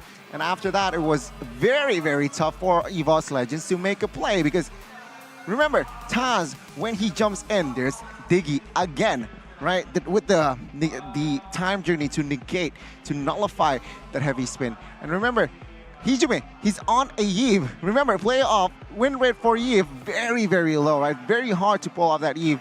Meanwhile, on the other side, you have that Farsa with the wings by wings that somehow very hard to catch. Even though your friends or teammate has the Black Dragon form, it's going to be very tough because once they're winning, Clay will not show on map until he knows that he is safe, right? So again, a very tough opponent here. Eve Farsa, that is also why I prefer the Farsa. And there you go, the 2 birds. One of the birds actually will claim the MVP. It's going to be Clay, 718, 88% KP. What he facilitates was that feather airstrike. Again, to zone out the members and be building Holy Crystal, Glowing Wand, Glaive. That's a lot of magic power, a lot of DOTs. And take a look at the heat map as well. He was everywhere for the first 5 minutes, mostly in the mid, of course, as an anchor, acting as an anchor and looking to just somehow harass the gold leaner as well, right? So again, in game 2, different story as game 1, where game 2, in that mid game, actually RRQ, they were able to find the success. Here in the early game, it was very back and forth, the switcheroo of the gold laners, right? Here and there, back and forth. Here though, we see Clay's positioning, very good, very, very efficient. Why? He can bait, he can somehow force EVOS Legends to overcommit. And that is, I feel like, a difference maker here. I feel he is now learning not to be a positional mid laner. Here in this fight, you can see Skylar survives Brands. This was the first Blazing Duet, right? Very good. But second time around, it's a different story. You can see here, top alarm bombs was just so much to handle. And after the First Lord taking down their top side, it's just, this is the part where EVOS Legends were in crumbles. They weren't able to defend. Again, Clay, perfect timing on that feather airstrike because nobody was a threat. He popped that feather airstrike and Psychots was a little bit late to the party. And game 2, RRQ, the Kings of Kings, they are able to equalize in that game. EVOS Legends and RRQ back to ground 0, right? Same level, but now games. They're looking for 2 more games. Well, I think the mad scientist is a bit mad in this kind of composition, right? They know that, well, no. Diki was the reactive pick towards the Angela pick, so that's a good job from RRQ. But the thing is, every time EVOS try to engage in a fight, they can't because there's just too much damage that has to be tanked by Toss, the front line. He's the sole tanker of EVOS Legends, and every time Time Bomb is there, the Federal Airstrike is there, RRQ just wins the fight before it even begins because the HP bar is just not there for EVOS Legends, and I feel like that's the highlight of this match. Yeah, the poke, the range, like Gani mentioned, 2 birds killing the White Tigers, and that's exactly what happened, Gani, right? I feel like right now, this is the moment where EVOS Legends can make proper adjustments. I feel like they were still a bit, they were still experimenting because they can afford to experiment. The Angela pick is something that we have never seen in Season 11. They try to utilize it. It worked for a bit, but then after them going in for too much, getting too confident, and then not respecting the Diggy damage, you saw what it can do. Even bypassing, going through, melting the hard guard. I would have never expected a Diggy to carry RRQ in the late game. You're right, that's a very interesting story. And to that, you remember the player that also popularized Angela from EVOS as well was Wrecked, right? What, 3 seasons, if not 2 seasons ago, was actually Wrecked that somehow, sometimes, it made other teams ban the Angela out. So perhaps that was an homage, paying homage to Wrecked in that game. Unfortunately, it didn't really work out for the side of the White Tigers, but now it's do or die. It's looking forward to, again, set the tone, gaining the lead, getting that match point. So no more paying homage. They need to focus and readjust again. EVOS Legends, that Angela pick didn't really work out to their side. So again, give other heroes to dreams. I think right now they can afford it. That's why. Exactly. Yeah, because as of right now, 2 games has elapsed. It's a best of 3 right now, but we're gonna see a Phoenix call to a guest here from Gear, from Bleed, MPL SG. Let's throw it over to our hosts.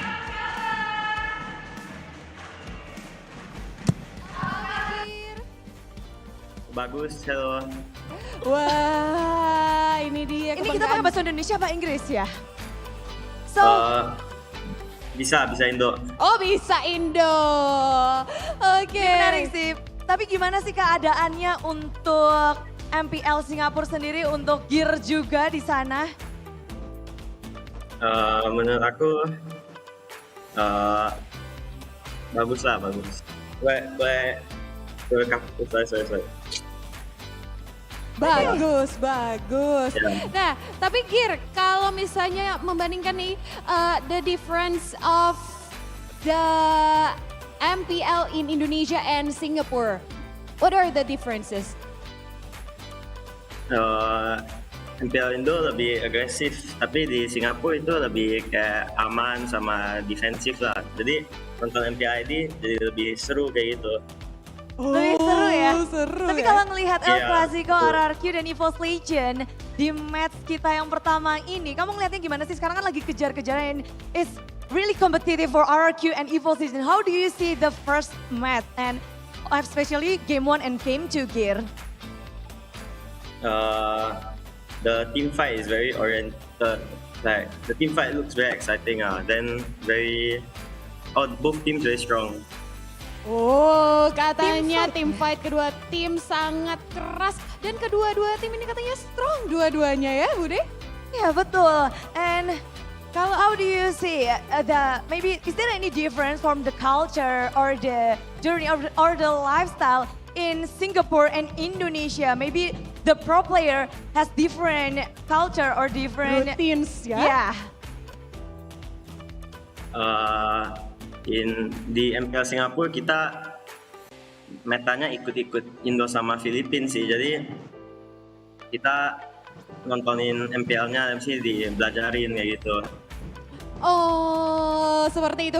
Tapi ya, Gear, kalau saat ini kamu di Bleed dan di MPL Singapura, Bleed menjadi salah satu yang menjadi tim yang kuat. Top 2. Nah, ini bagaimana kamu lihat prediksi teman-teman di Singapura mungkin yang akan menuju MSC 2023 dari Singapura? kita lah yang ke MSC. Oh. Amin ya. But how about Indonesian team that will represent us here? Can you give us your prediction? My prediction is I think Alter Ego and ONIC will go to MSC because they are very strong team. Oh, Alter Ego dan juga ONIC katanya diprediksi oleh Gear yang akan masuk ke MSC 2023. Yeah. But who is the most exciting team and for you to face in MSC? Can you give us a team or a country? ONIC ONIC. Indonesia. ONIC Indonesia katanya. And Gear, one more question, last question for you. Could you say any message for the fans in Indonesia or the team in Indonesia?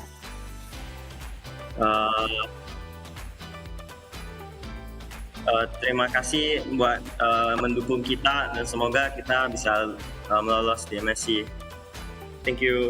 Thank you, Blit. Terima kasih, matur nuwun dan selamat berjuang untuk babak playoff untuk Blit tentu. Terima kasih sekali lagi, Gear. Well, there you go. Thank you, Bleed Gear, for the interview. He said that it's ONIC and Alter Ego who will be representing Indonesia in in MSC 2023 in Cambodia, which makes sense, right? Alter Ego, a very kind of shaky performance against RRQ, but a win is a win, 3-2, and they're on their way. Just one more step to secure that MSC nod, but the wall is just way too high in ONIC. But before that, we gotta have a match to decide whether it's gonna be ONIC, or it's gonna be RRQ or EVOS who will challenge the loser of ONIC versus Alter Ego. Well, you know, so far the pro player predictions have also been pretty cursed, man. Flapteasy, I believe, said it was going to be ONIC and BTR who makes it to MSC. BTR got knocked out. And then, I forgot who it was. Oheb, right. He said Geek and ONIC will make it to the grand finals. And yeah, no, didn't age really well. Well, there's a bias there, but this one I'm not biased for. Okay. This is actually good. What? It's Dunia Games! If you buy in-game items, you can get free quota, free data, 3 gigabytes. Damn, yeah, gotta check it out, right? This is the perfect timing. There's a promo from Dunia Games for you up to, you're right, 3 gigabytes of quota every time you buy items or vouchers. So you need to check it out. But also, you need to make sure that it's for Mobile Legends and using Telkomsel. So hurry up and buy it on duniagames.co.id, or they have an app called the Dunia Games app. So you guys better check it out. And you guys better, you know, tell Shepin here to also use this app. Oh, I already used it.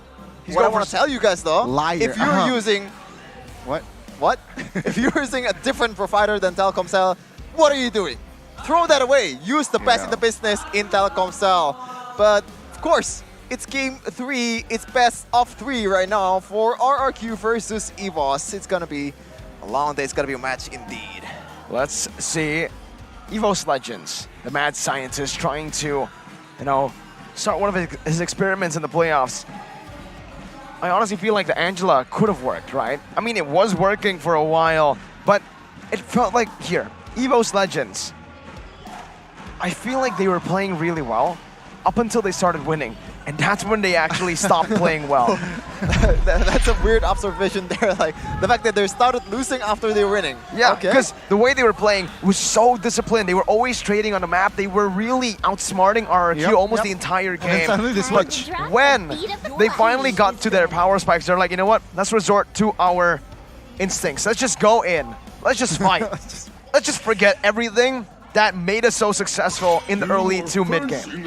So it looks like they're still sticking to their guns is the Joy and the Fanny Band for EVOS Legends. The 2 mobile heroes and Virology is my wow. Dicky is my name. Wow. Proper respect, man. Okay. Oh my god. A bit too much respect, I would say, but if you want to play those kind of heroes like Atlas, if you want to play those kind of heroes like Yuzhong, like it's definitely come in handy. But now I know. I understand. I understand why EVOS banned the Diggy out. Go ahead, explain. They want to play the Kadita. All right, Dreams can play the Kadita. They want to make that option open. And again, RRQ, if they're able to locate that Kadita, they should somehow perhaps ban it out in second phase. Yeah, the Kadena is a solid option, a hero that EVOS Legends have found so much success with. Remember, ISF, one of the heroes that gave the Philippines so much trouble was that Kadena, always destroying the proper front to back. But the Kaja here is going to be banned out, leaving the Kadena wide open. The Claude as well, though. Yeah. Now, this is where EVOS need to pick it up. I think, you know, picking up another hero here would make sense for EVOS, but you're up against RRQ, you're up against Skylar.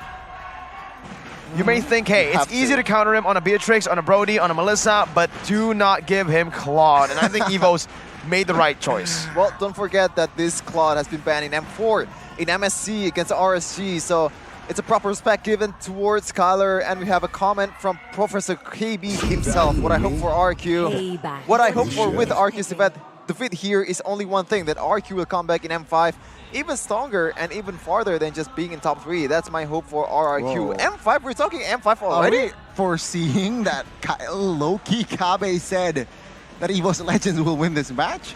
I don't know. I guess that's his prediction, Okay. right? Okay. Let's see here. The 2 responses, though. It's going to be the same picks, right? From game 2. It's going to be the Fredrin and as well as the Farsa. The MVP for that game will be picked up again. EVOS Legends now, what will they go for? It's going to be the Yuzong, but this time it's going to be the Yves. So will not pile that Kadena. I wish RRQ will ban it out later because seeing Vince's performance on that Kadena, not usually a good performance. The micro adjustment made by EVOS is already really good, though. Like banning out the Diggy and going for the same draft. The Diggy was literally the reason that it did not work out for EVOS. And RRQ, I feel like they should have made some changes. I feel like going for the Farsa There you go. and a Diggy. I thought Farsa and a Yuzong would be much better for RRQ there, but we've never seen Lemon play it. 1-1 into Claude, not a big fan. Yeah, that's why Claude is an S tier gold laner right now, because Melissa 1-1, it doesn't really matter. You're even if you're losing in a lane in a few minutes, but you still have that blazing duet to clear the lane easily, and you can go into the back line straight away without any care in the word. And you can get out of the crossbow tank range so easily. Yeah, just go back with your PMI. And RQ banning the Lolita once again. No, not once again. It was Rance who actually banned the Lolita for EVOS. Not in game 2, though. It was game 1. Yeah, so again, perhaps it's going to be EVOS Legends now banning a hero towards then again, we might see just full respect here. Oh no, it's going to be the Arlet. I expected the Franco. It's going to be the Arlet here banned out, and perhaps RRQ still might commit on towards a hero. No, they might again they might ban out the Lancelot again. I think they're trying to just force Lemon on a hero he's not comfortable with, right? Arlet ban, Lancelot ban comes in from RRQ. Do they want to go for the Lapu ban here and basically force Lemon to play something? There's other heroes that he's comfortable with, though. Like Minsathar? Edith, might be, but Edith not really in terms of just meta, in terms of comfortable, there is still Edith and there is still Trizla. But in this case, Trizla is kind of it's a bit of a trouble to play against a 1-1, right, Mirko? You're a 1-1 player yourself. It's hard to actually play Trizla. Even if you go in with the penalty zone, the second skill is just there to bail you out, and that's a free crossbow tank. And EVOS, what will they ban here? I think it's got to be a roamer ban. They can't go for roamer ban, you know, just respecting Finn. Maybe a Franco, like we saw earlier. And yeah, it is going to be the Franco here. Now the Kufra is up for grabs, though. Are they really concerned with the Kufra, though, for EVOS? With a Yves, RWM, Yuzong with the Black Dragon form, the Kufra can work here, but I think going for something a bit more reliable in a way you can engage is a much better option for RRQ. And remember, with the Diggy ban, it also sets up for like an Atlas pick for EVOS. Kadena also, the hero that you tried, or you said early on, hasn't been banned out by RRQ, Gani. Kadena is a no-no for me, just because of the Claude. But let's see if for that's the case. EVOS, Kadena for EVOS. Oh, for EVOS. Yeah, for EVOS. Which 1-1, man? And there's no setup. Okay, it's going to be Akai, so... Farsa. Okay, so that's what I expected. They want to go for the jungler before the roamer, because we've discussed that the roamer is the question here for RRQ, so they're still hiding their cards. I like what Bangdod is doing here. So EVOS still has to pick a roamer and a jungler will they go for more of a sustained comp, like maybe Nessus Barrage, like you said earlier, just like Alter Ego countering that 1-1 with more sustain? Will that be the case for EVOS Legends? You want to know what? This Akai is actually still a flex. Can be played in the roam position. Vin can play. Is his skill 1, his first skill, can cancel the Blazing Duet. That's the thing. So that's going to be a different story though now with Martis and Mincetar now. The 1-1 might be, I don't know, somehow challenged, right? With the Mincetar, with the Martis. But that Akai now, it's going to be the question. Will it be roam Akai or will it be jungle? Let's see. The last pick. I actually don't know. This is pretty tricky, man. Virgin's flexed, Akai's low-key flexed. You know what? I might be crazy here. Does Rafaela work? Not too sure here, honestly. Looking at the composition, I understand why you say Rafaela, right? Giving a little bit more movement speed to maybe get out of the King's Calling. Yeah, I prefer the disengage, but Matilda is not an option. So. They go for the Lapu, so indeed. There you go.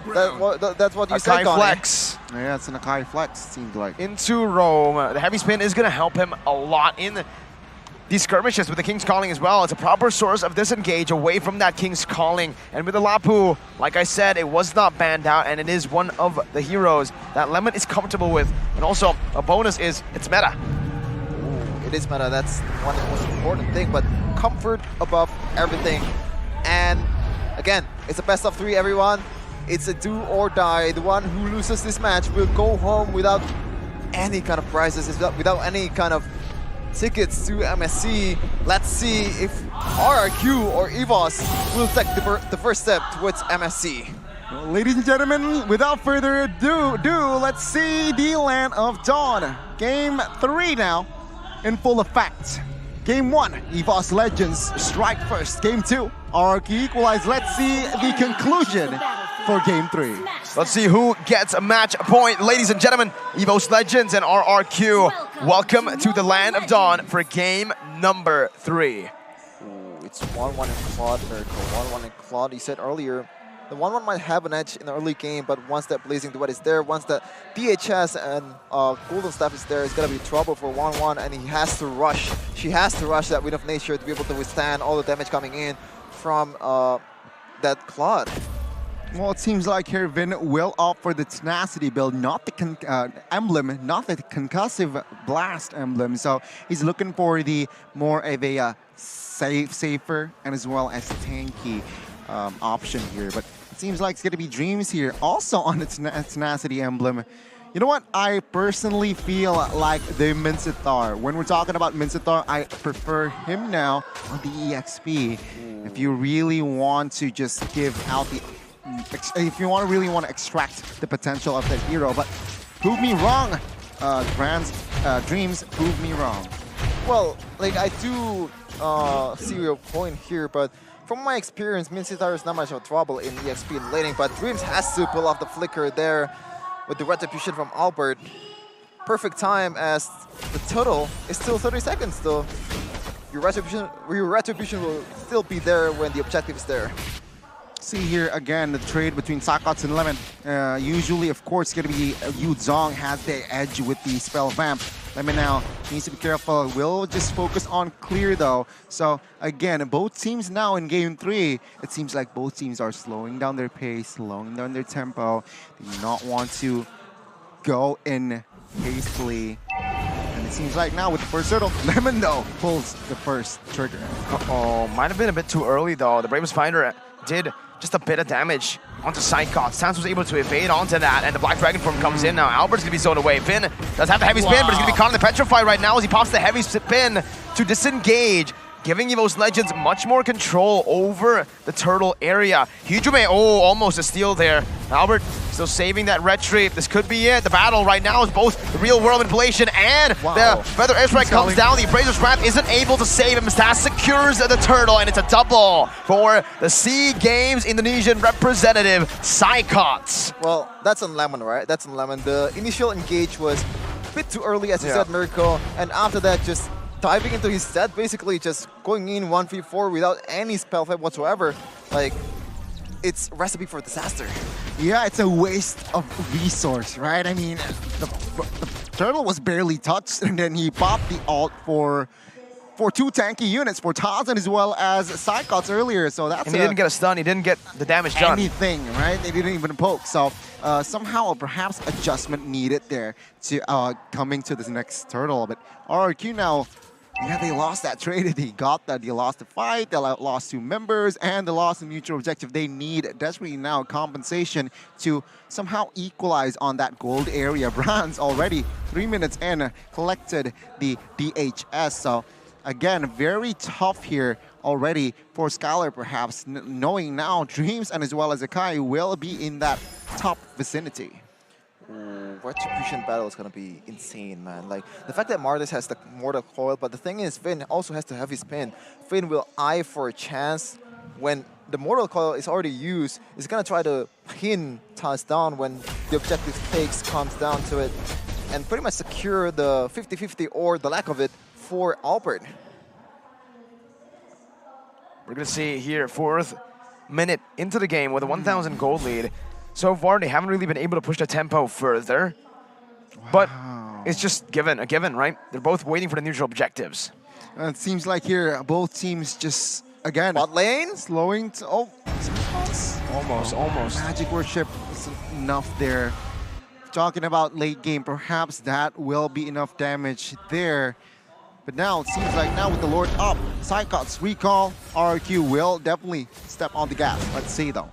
EVOS don't have a dragon to play with. That's on cooldown.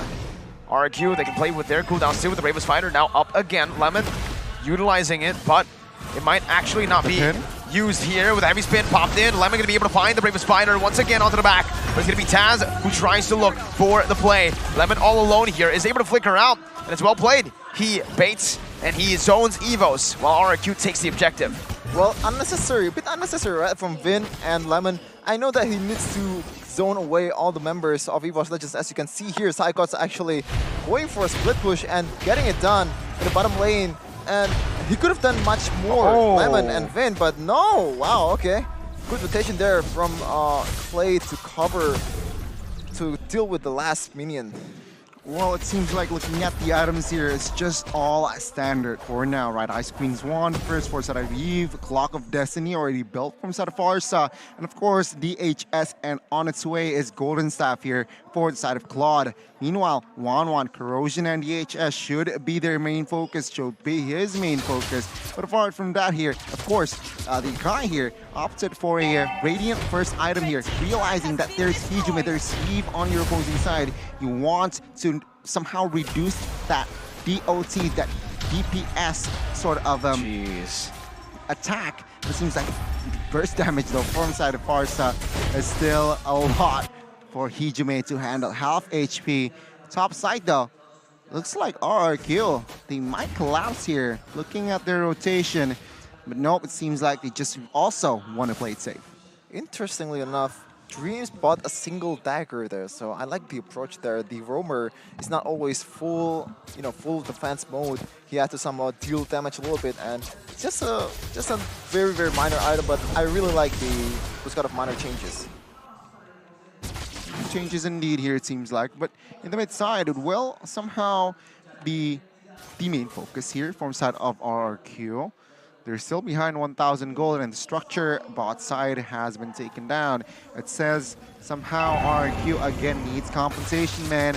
They need more space, and also they need more gold. Perhaps they might find that compensation in that Lord fight, in that turtle fight. But take a look at Lemon again, wasting the Bravest Fighter. Let's see here, Taz gonna be brought back to the team, has the Mortal Coil to play with, and Albert wins the retreat battles. Taz is gonna be collapsed on right now, but Brands onto the back is able to find a massive blazing duet with Psychos still surviving for some time. Dream bringing Clay back. Lemon with no Bravest Fighter is gonna be chunked quite low here, and again, RRQ are able to secure an objective, but Lemon, did he need to use that Bravest Fighter into the mid lane? Did he really need to, or what do you think?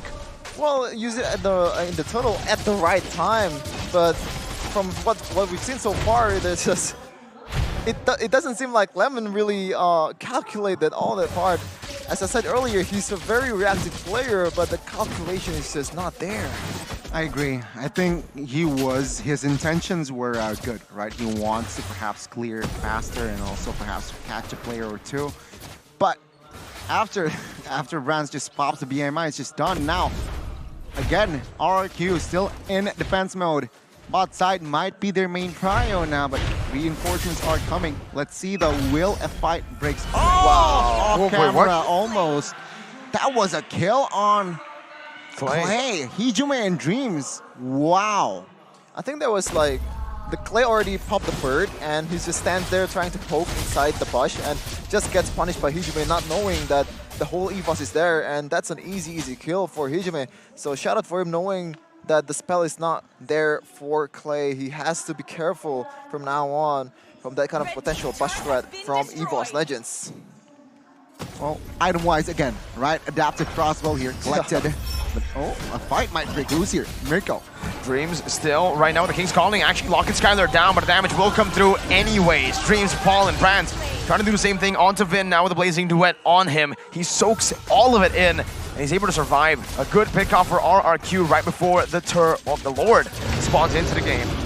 Wow, 103 from Brand so far, and 204 from Hijume. So the main damage dealer is A-OK for EVOS Legends. On the other side, though, already one death from both of the mid laners and the gold laners of RRQ. 6-3 and 2K gold lane. This is a good time for EVOS to push the tempo and try to get the Lord. Again, try to abuse the fact that Lemon is going to be much more reactive. Let's see here. It seems like Hijume on a Eve. Remember, we mentioned multiple. Oh, Lemon pops. That one is good. Wait, he pops into real world inflation, but he instantly cancels it there. Just trying to utilize the anti-CC. But Hijume now with him down, it does feel like RRQ will be able to push the tempo. EVOS Legends, I think they might have to concede this one. It's a bit too risky to throw their lead. But no, Vin pops into conceal, looking for Dreams right now as he brings him back with a heavy spin, even the flicker. But Dreams is flickering over to Skylar right now with the King's Calling. Baiting out the Wind of Nature. Skylar now in the midst of it all, going to be engaged on as well. Lemon comes in to follow it up. Stun canceled out by Psychots with the Black Dragon form. 1,000 gold lead left for EVOS Legends as Lemon gets the stun down on Psychots. Albert gonna be able to jump in with Brands now with the Blazing Duet. Gonna be able to dish out so much damage onto Lemon with a decimation now. Vin poke low. The Lord is very low. Let's see who wins the 50-50. It's gonna be Taz, who walks up, steals it, and gets out. EVOS playing a risky game, but coming out on top. Wow. He is unfazed, Chefin. My goodness, he does not care that his teammates, yeah, he finds the decimation kill. He walks into the Lord and finds the retribution in time. Let's take a look at the replay here. My goodness, you're seeing here, Blazing Duet. And take a look at Taz here. He provides cover for his teammate. He walks on towards the Lord, finds Vin as well, helping Yves to pick up the kill. Just click the retribution. No problem, I'ma head out. Yeah, I'ma head out. And Lemon once again. That one was good initial engage, right? Getting the Eve, but unfortunately I feel like he cancelled it a bit too early there and getting CC'd by Lemon, but Vin, ooh, that's a big resources burn as Albert will try to clear the lane clear the Lord as soon as possible, but EVOS will not let it go just yet. Look at the gold, Gani. Taz is ahead of Skylar. Yeah, I mean, EVOS, right? Even though it's low-key a low kill, if you compare it to game 1 and 2, but it seems like here, EVOS Legends, they're doing the right things macro-wise here. Now, take a look, all the inner turrets taken down. You're looking for a baser, but don't be greedy, EVOS. You have been in this position before where RRQ find the comeback. So, slowly but surely, remember, Brands is on a Claude. He can somehow find just the right opening. Let's see. Brands still using the BMI. Lemon already in the midst of it all. Jumping in with the Lapu. Albert gonna be hooked back. Vin gonna be spotted in the bush right now as he looks for the goal. Brands still with the Purify and the BMI is able to kite away from Vin, even dealing damage while he's at it. He was the one CC'd, but Vin's the one who falls. EVOS, well played. He didn't even pop the Purify. I was looking at the Purify, just waiting for Brands to pop it. But he just uses the BMI. Well, Brands now. Brands. Oh, so close. Almost. That was a bit too close for comfort. Well, there's no reason to pop the Purify, right? As long as you're dealing damage, getting the shield from BMI, from the Blazing Duet, and as long as you're confident that you're still gonna survive, the Purify just doesn't matter. But the weird part is from Vinmirko is just the overcommitment. He wants to pin the brands no matter what. Even Yeah, exactly. burning the flicker, that was very weird interaction. And again, RRQ, a lot of overcommitments, and they have to tone it down. You really need to tone it down, right? I Again, mean, what's crazy, Gani, is the fact that he didn't use the Purify and he got out of the heavy spin. I feel like that's calculation, right, from Brand's very, very intelligent play. And now he has collected his Malefic Roar, right? More problem for RRQ to take care of. Oh, another opening, let's see. Again, wow, good baits by EVOS time and time. Able to get these big ultimates out, and it's the Enhanced Lord that is up. No heavy spin on Vin. That means it's still gonna be a 50-50 no matter what. So there's no pin, there is no shoe way for toss. It's gonna be harder for Albert to execute this, but he's done it before, won it now. So the time to go for that right now. Look at the brands. It's going to be able to go down, and oh my god, another hook from Dreams. Reading it out perfectly as Albert jumps in with the taunt, just to put more pressure down on the Lord Pit. They're not pulling it, they're just standing there menacingly, facing each other in the eyes. Albert, though, going to be hooked once again. If that airstrike comes down to the back line, but Psychos jumps into the Black Dragon from his Albert gets melted down. Lemon with Raven Spider, Brands with a steal on the Lord, and Lemon will be bursted down as well. EVOS Legends, they took every single dub in that team fight, and they want the end. Brands with an aggressive BMI forward. Wow, again, EVOS knowing when to go and when to not go. Knowing that Vin is not there with the heavy spin, but they want to end? He has the heavy spin now. The Petrify locks him down with the Furious Dive. The poke comes in. Vin still holding the heavy spin. And he finally pops it up, but it's only onto the Roamer with the King's Calling placed down. Vin and Skylar won't be able to move right now as Hijime flickers forward. Onto Vin, chasing the lone Panda down. He gets the shielding, but the slow, he's able to dodge for now. Hijime says goodbye to the Panda as he takes him down up top. Bottom lane base turret falling as well. EVOS Legends with a 9,000 gold lead marching down. Icon still has the Black Dragon form here. Let's see if he's gonna pop it up. Toss trying to go in with the Retribution dude. Skylar knows that the threat is there. Popping the Inspire, that's also big resources burned. And EVOS, again, just cleaning all the turrets available for RRQ. Not a dub for the taking. Well, it seems like now, again, RRQ, they can fight another day, though. It's a 9,000 gold lead. Check out the items, right? Hijime with the utility build.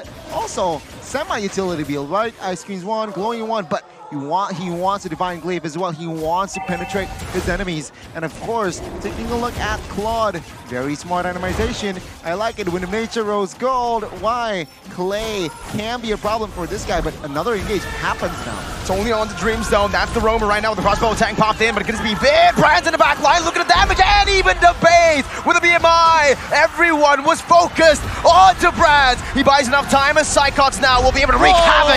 But somehow, someway, it's Brands with a double kill. Lemon and Clay, the two members left standing, but the Tigers, they keep going. They hunt their prey down. Clay going to be able to stun two members down as the mini waves crashing in will mean that EVOS takes match point. It is brand-centric indeed, but what are you gonna do about it if he actually plays it out? 507 on Claude, on his power hero. This guy is definitely worthy to be taken in SEA Games. Oh my goodness. EVOS Legends, they were able to just find and suffocate RRQ in this game. What happened?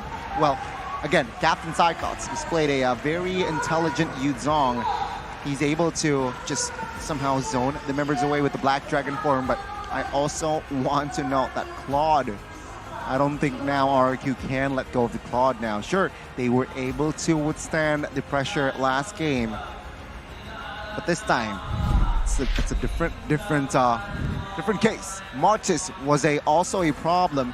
Very hard to contest neutral objective for going up against the Martis and the Claude. Now, no one really can really stop the Claude. Sure, that was the task of Akai, but in that game, what happened was the heavy spin was forced earlier before Brand steps in. So that was a very good play from the side of EVOS Legends where they bait out the heroes, the resources from the side of RRQ. Then Brand shows on map with that Blazing Duet, and at that point, you have no stopper. You have no one that can, one, cancel out that Blazing Duet, two, can really stop, can really soak in the damage at that point, right? It was at that point, what, 7,000, 9,000 gold lead? That was a little bit too much, where the damage output from the side of EVOS Legends were greater than the defense input, the defense items that were collected by the side of EVOS Legends. So again, very good display of macro and micro. It was a rather quiet game if you compare it to game 1 and 2, but usually in that game, the amount of intensity, the mindset was just burning at that point, right? Because you would rather go in action-packed without thinking, right?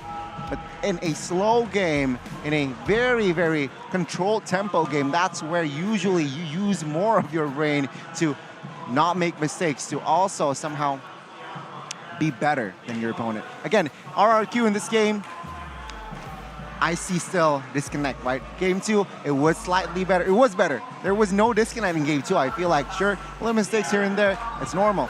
But the disconnect was, again, evident here for side of RRQ, like in game 1, whereas the chemistry weren't really, I'm not really feeling the chemistry here. Remember, Farsa is more prio in this current patch, right? For more than one reason. But Hijume on a heave in this game actually creates more impact than the Farsa did. Remember in game 2 earlier, it was Clay on that Farsa who grabbed the MVP. But this game, different story. Why? EVOS adjusted. They also were all just the Yuzong, man. Right? Yeah. The Yuzong, the draft. Earlier The you guys Diggy mentioned. ban. The Brethren. Diggy ban. The Diggy ban, sure. But then you can respond with a Farsa and the Yuzong instead of the Fredrin, right? Exactly. That is a very good option here. Well, a very good approach perhaps should we enter the game next game. We should enter it, but 16 minutes game time here. It's gonna be the Farsa and Skylar here not having a good time, right? See, Farsa, Clay, good stats, but his teammates were, I don't know, very hard to come by here, to follow it up, to keep it up. Meanwhile, Psychots on that Yuzong. Check it out, man. 417 on the Yuzong, and Hijume hopped off. Again, France deserved everything here. It's going to be a very, very interesting match ahead. But what happened more was that game was just easy, right? This combo here. It's very simple. I'm going to keep it simple here. It's a Cloud, Yuzong, and Yves. Remember, this is the composition that also brought EVOS Legends to the ISF Cup, right? Yves, Hijume, Yuzong, and Claude with the Beatrix, of course, earlier. Very simple, but very effective, right? You don't need to go crazy. Yuzong, particularly single-handedly with the Black Dragon form, he was able to, Psychots was able to more than enough withstand, open up map, providing the damage, soak in the damage, providing crowd control as well. This time around, Mirko and Chefin, Psychots is the provider of the family, right? Of EVOS Legends family. He's able to provide a little bit of everything. Damage there, crowd control there, sandbag there, right? And also with the help of positioning, the Yves positioning, he was able to just also help with the real world manipulation. Claude, good engage, right? When the resources are not there, when all of the cooldowns from the side of RRQ were already put out, then the Claude jumps in. Take a look at Brands here being the executor in this game. Rich Guy and the carry, of course. Meanwhile, the jungler from RRQ, Albert, will be the sandbag, but Hijume will be the forgotten one. MVP, I gotta say, sure, Brands deserves it. Yeah. But, I mean, thankfully, right, all of the members understand that they need to bait the Featherized Strike. They need to bait the Bravest Fighter. They need to bait the Heavy Spin. And that is just, that makes Brands' job easier. Yeah, it's hard, man. I do agree that Brands is the MVP. It's a perfect game, right? 0 death, most gold, and most GPM. It's just insane. Like, the fact that you're a Claude too, and it definitely enhanced by the fact that the other members of his teammates popping off. Psychots, I want to give the shadow MVP towards Psychots because I haven't seen a single blunder for this guy in Yuzhong and also Hijume. Pretty much, it's just all of RRQ's tension cannot be placed towards a single guy. Just Yuzhong going in with the Black Dragon form or real-world manipulation and just blazing duet too. It's just all over the place. The attention cannot be focused on a single guy, and that's why Brands is able to pop off with this power hero. He's one of the best heroes in the game for gold laner, Mirko. I'll give you the real answer as to why the Yuzhong wasn't picked up by RRQ. We haven't seen Lemon play it at all. That's the thing. When it comes down to his hero pool, there's a lot of heroes, a lot of cheese picks, but when it comes down to the meta, he's very limited. Lapu, Tarisla, Edith. I won't say that's meta. Minsathar, probably. Well, I guess, but you can see here the gold curve, very Glue stagnant. and glue in there. Yeah, the glue is there too, because he used it earlier versus a 1-1. Did he get the W? No, he actually loses, but it's still a very good sewing, right? But in this case, a lot of mistakes from Lemon, a lot of mistakes from Vin, being too reactive, being too, like, the micro is not there, calculativeness is not there. And yeah, again, I said this over and over again, it's always tone it down, just tone it down a little bit. And oh, yes! Give it to the man. Yeah. I want it. Yuzhong, 417.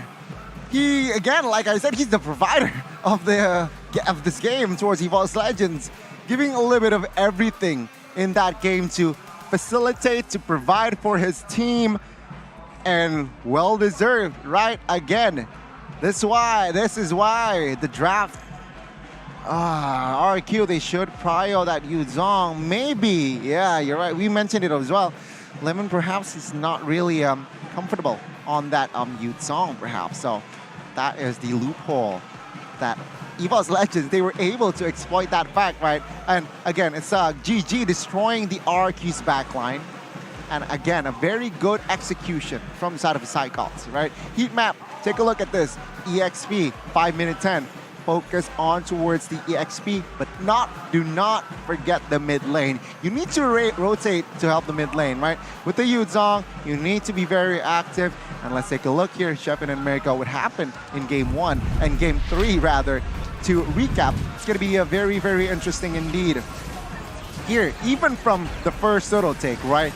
It's already favoring towards the side of EVOS Legends. And man, Psychots, either he's in the back, you blink, he's in the back, you blink, and then he's in the front, right? With the Yuzhong, with the Black Dragon form. Very easy and very, again, he's just everywhere in the map, right? He's always ready. Human form, dragon form, he does not care. Here, Yuzhong can see him trying to zone out the members. Again, Yuzhong, dragon form already, looking for targets, looking for who can I provide now, right? It's the question that Psychots ask himself. Who can I provide now? Is it my mid lane? Is it my gold lane? Or is it just me wanting more here? Very good setup here. The Petrify connected on towards the right target as well. Distracting, and that passive was just a sublime assist for Brown to take down. But ladies and gentlemen, that is game 3. Match points for the White Tigers. It's 2-1. RRQ, they were able to equalize in game 2. The question is, where is there still? Oh, do they have the spirit now? Arashi somewhere right now, shaking and shivering. Just, oh my God, one more game and I'm out. Looking for Arashi right now. Can't seem to find him, unfortunately, but it's fine because he can always just grab here with Grab Car or Grab Bite with a 90% discount code. You guys can too. Hey, even grab some snacks with Grab Food, right, Chevin? Yep. You do it a lot at home. You grab food. Or do you grab something else? I actually do grab food, but I haven't been using it much recently because there's too much food in my home. And you can see here at the booth in the stage in G Expo Arena. Again, if you want to come here, go get it with Grab. 90% discount. And if you want to win MLBB Hero skin, also get ready for the Grab Challenge on March 18th. For more details, check out grb.to/MPL. Also, the promo code to MPL ID S Grab. grb.to/MPL. Ladies and gentlemen, if you're perhaps intrigued more, if you want to know more, right? scan the QR code below. Mwah. All right, Mwah. check it out. Let's reset here. I can't wait. I want to feel the vibe of El Clasico. This is because this is potentially what we're about to see. It's going to be the last game of one of the teams, right? It's going to be one last game for RRQ. If EVOS Legends is able to squeak this out, ladies and gentlemen. Again, it's 2-1 now. I expect changes, right? RRQ, please, oh please, Arashi, pray so that your team is able to find their jam, their rhythm, because it's like game one. I see no connection in that fight during team fights, even during turtle takes or objective takes. They need to figure out a quick recipe, quick formula that can withstand, because, you know, again, we mentioned it in the pregame that EVOS Legends, they're low-key a structured team. They know their structures. They know how to execute their game plan. You know what their structure is? What? Brands. Brand-centric, right? Protect brands at all costs is their way to go. If not, I gotta say, I'm saying it right here, this is gonna be the last game. If RRQ does not find their rhythm. What do they do now? They want the Claude, but do they need first pick? Do they need to maximize that first pick? Well, I think they need to chill, and the only way to chill here is to download Max Stream. Whoa! It's an app that has a lot of original shows here, and you can see here also there's also a Max Stream booth in G Expo Arena. So there's a lot of exclusive original content, like there's Love in the Game, Love Coach with Rachel, The One Belief, Rush, The Wonder Kid, and Goni, Cole Express. Cole Ack. You know, ACK, Cole Ack Express. But it's Cole Ack with a KOLAK. Don't miss out on cool and exciting shows. Watch only on Max Stream. Check it out. Download it. Check it out on your Samsung phone right now.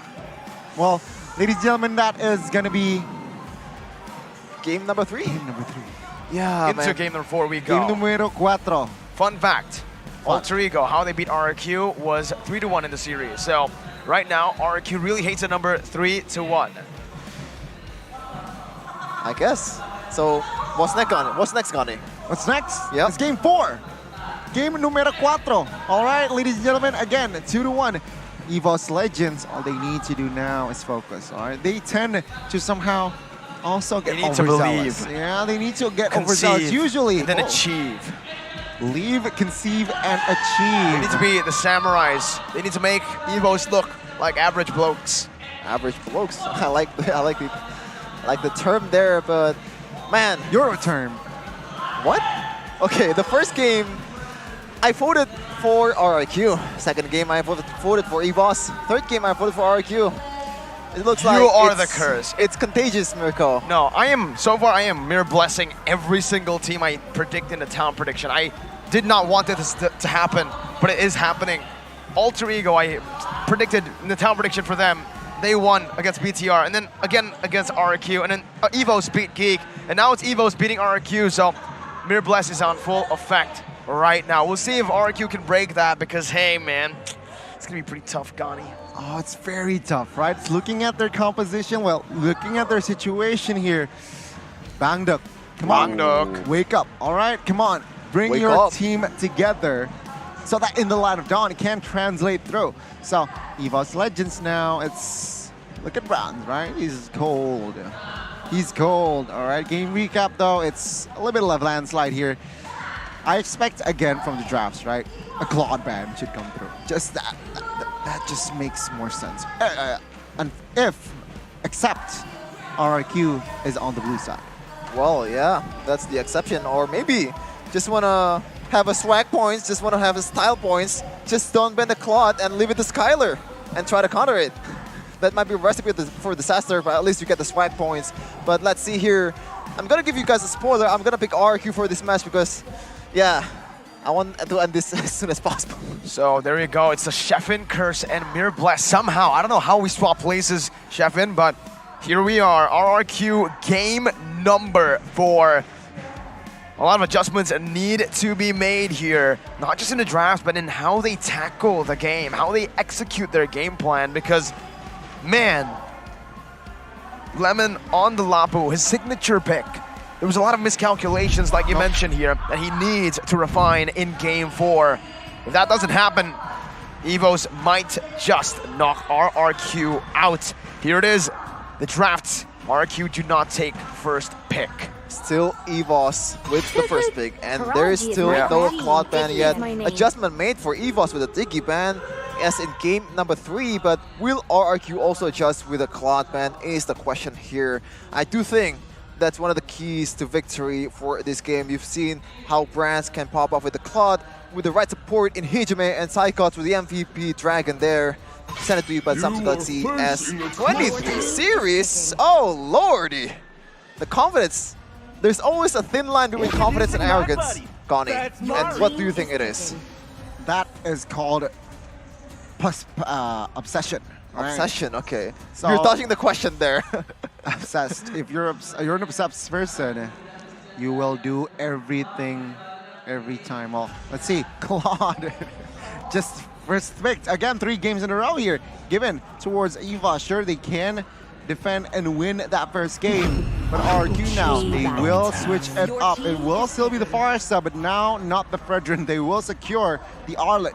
I expected the Yuzong, but they will pick up the Arlet. I'm telling you, man, he doesn't play the Yuzong, and the Yuzong is still wide open for the taking for Yuzong EVOS. again. Because the thing is, Arlet Yuzong is a skill matchup. So far, I would say Psychots has been outlaning Lemon.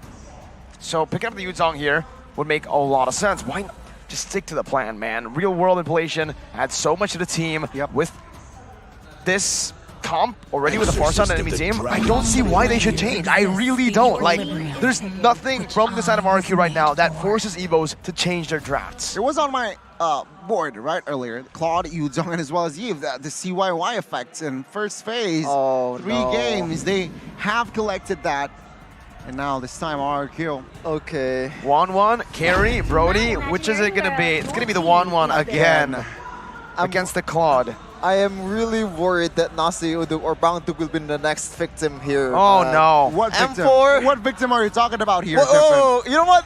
You know, who cares? I'm not a big shot. Like, even if my Instagram is off, but I don't really care. He's doing it. He's doing it. Like, yeah, Esna's not banned in M4.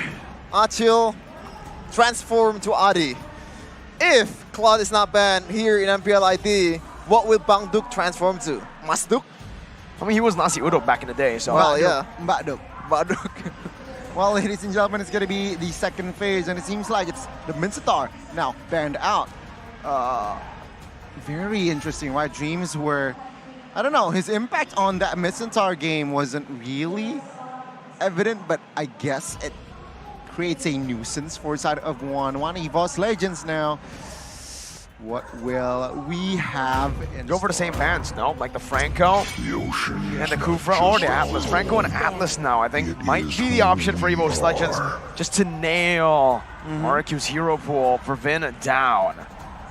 It's definitely an option, but the first one to pick here is going to be RRQ, so let's see if they're going to pick the roamer first before EVOS, or will they hide their cards like usual before this and try to pick the roamer in the last phase, letting EVOS reveal all their cards. But I was going to say, like, why not is pick gonna up have the a- Lancelot themselves here? Ban another hero, right? Usually they ban out the Lancelot here. Pick up another hero. If they go for the Lancelot here, EVOS can pick up the Kufra, and that's so much CC. I mean, so much dashes to play with.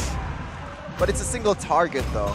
Like, what I mean is that the bouncing Never ball, mind. the bouncing ball only will, you know, counter either Lancelot or that 1-1, but it doesn't matter as the Lancelot's going to be banned as in the usual matches in the second phase. There's been a lot of Lancelot ban here. I believe it's just because of how capable Toss and Albert is on this Lancelot. What is it going to be, Gani? Atlas here, Franco. Franco. I only see Franco here again. A Franco ban just makes sense, right? I mean, it worked out for EVOS Legends when they were banning out the Franco 2 games in a row. 3 games, yeah. 2 games in a row. One did not work out, but one, they managed to pull it off. Not the Franco. Perhaps they're eyeing for another hero here. It's going to be the Hayabusa, though. So they expect a change. So RRQ, actually, now they can pick up the Franco. Ooh. look at this EVOS legend, an actual EVOS legend in the M1 lineup. Donkey here together with one of the global MIA players in Indonesia, Pastrol. There you go, watching. I wonder who they're rooting for here. Gee, I wonder. RRQ with a Lolita pick up here. EVOS Legends with the response. Up against a Lolita. What do you want to go for? Do you want to go for a Kufra yourself? I don't think you can go for the Franco here because of the Lolita picked up already. Kufra, Franco, Grok. Grok is an interesting pick. Grok works. Grok works, right? I mean, not much options left here on the board. This is going to be Martis and Grok, because just to nullify all the easy CCs coming in from RRQ, but let's see here. But whoa, they're going to stick to the guns in Franco and Akai. Oh, yeah, I like the Akai pick, but the Franco pick here, oh. We've seen how Franco did against Lolita back then with Beloyski using it. It doesn't really work as much, but to be fair though, like the composition is just all over the place for Geek at the time, I believe. So this time around, Dreams might be pulling off something that's unthinkable. Final pick for RRQ. What is it going to be? Anything he picks will not be able to contest any neutral objectives unless they go for a very,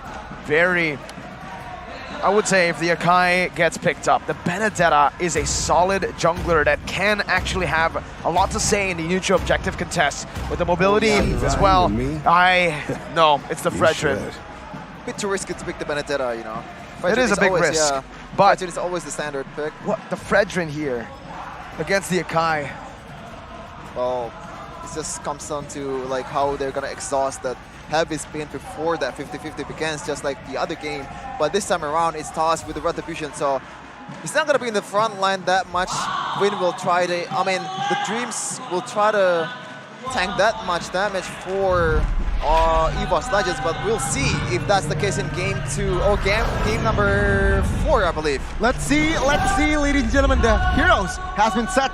Potentially the last game of the series. Remember, RRQ, they are in the hot seat.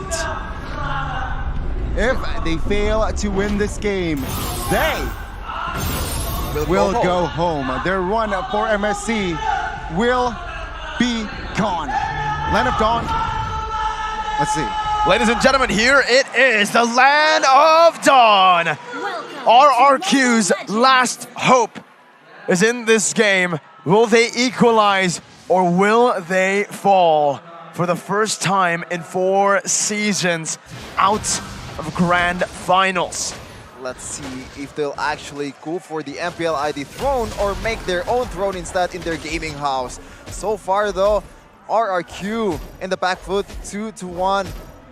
EVOS Legends might be eyeing to close out this series, but right now, looking at the pathing here, Dreams very trying to pressure the gold lane here.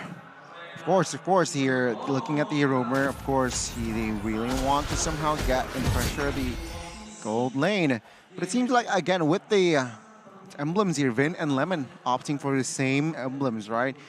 Tenacity. So again, they're heavily relying the damage from Clay and Skylar. Sure, Copper can dish out some damage. Wow. Oh, good hook.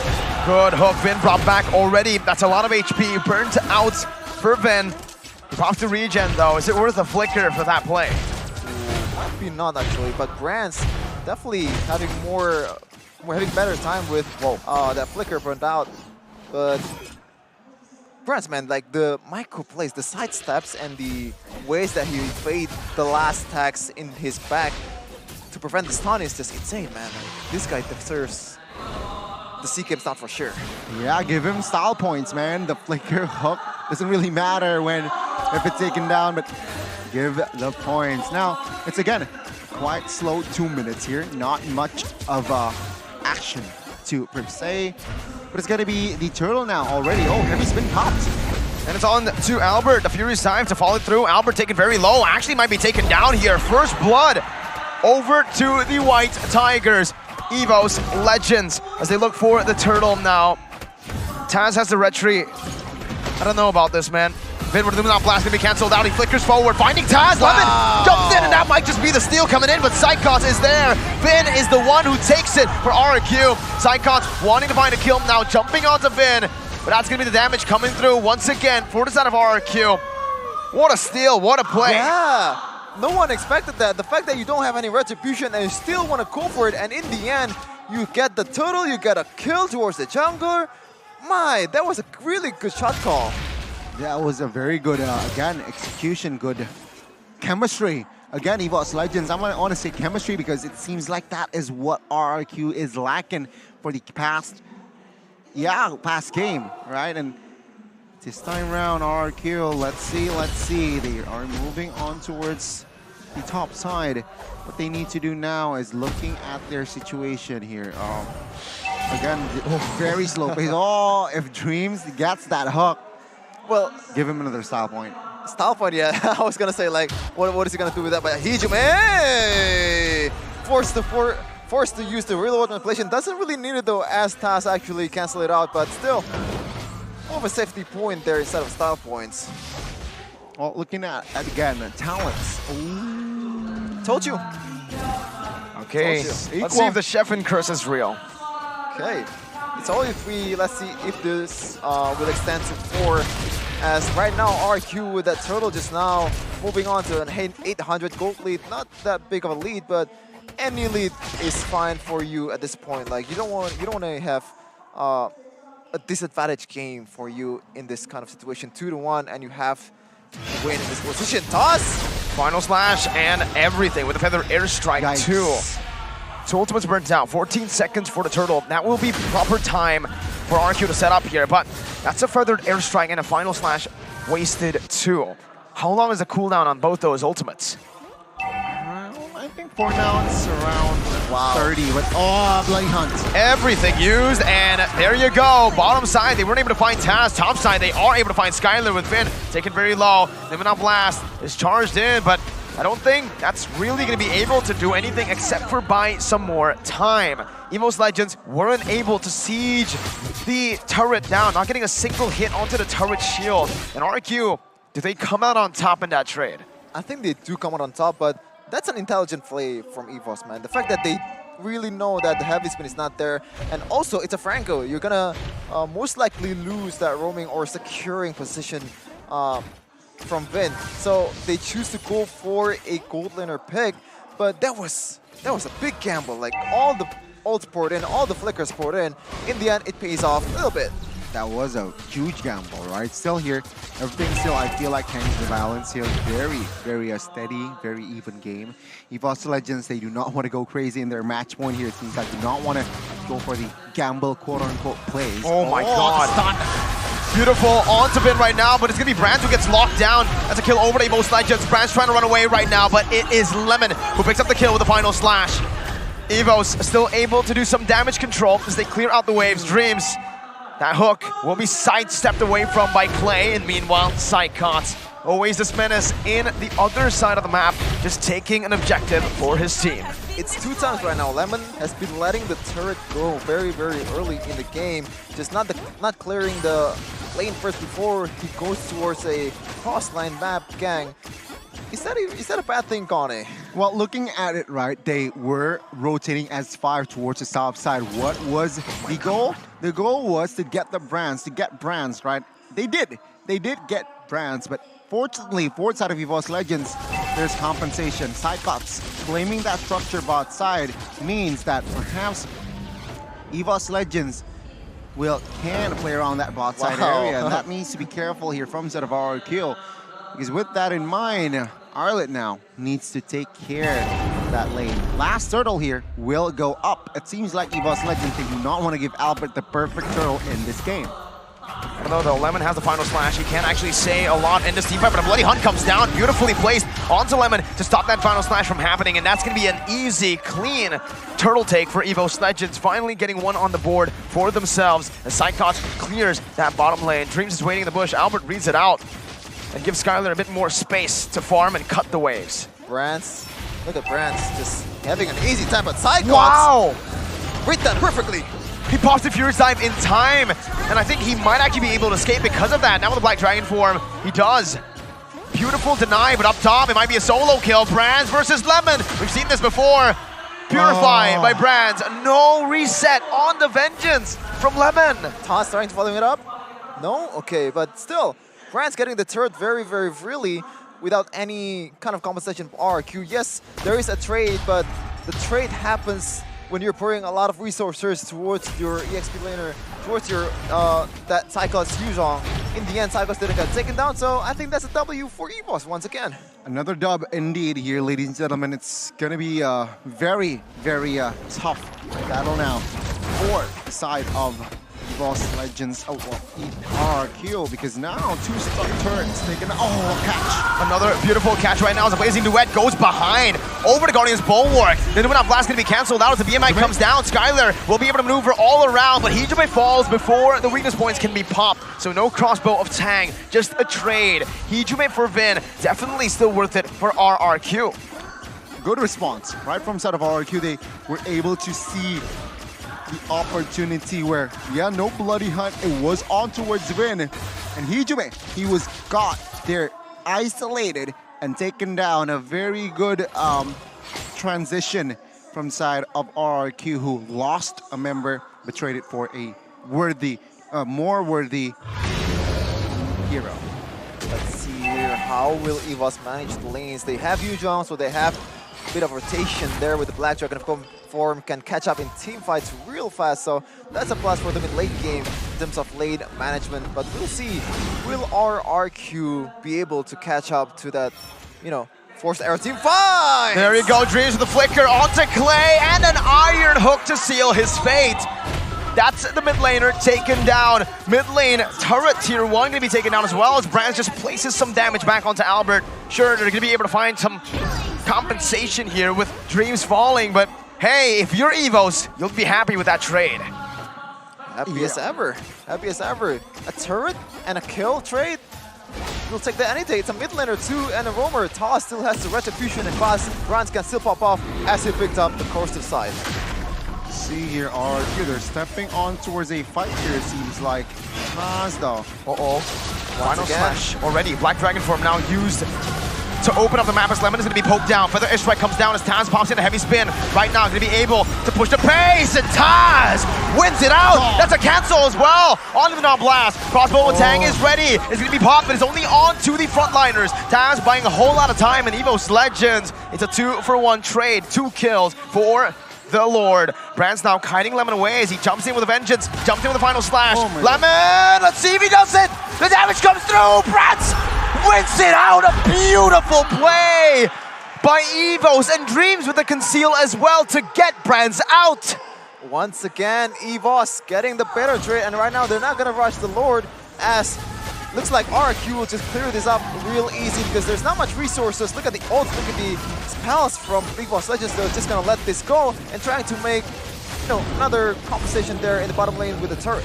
What a calculation earlier, but another hook lands. They will not commit on towards the hunt yet. No! They will not blast on towards anyone. They're chasing. What? Why did they chase? They chased into a real-world manipulation.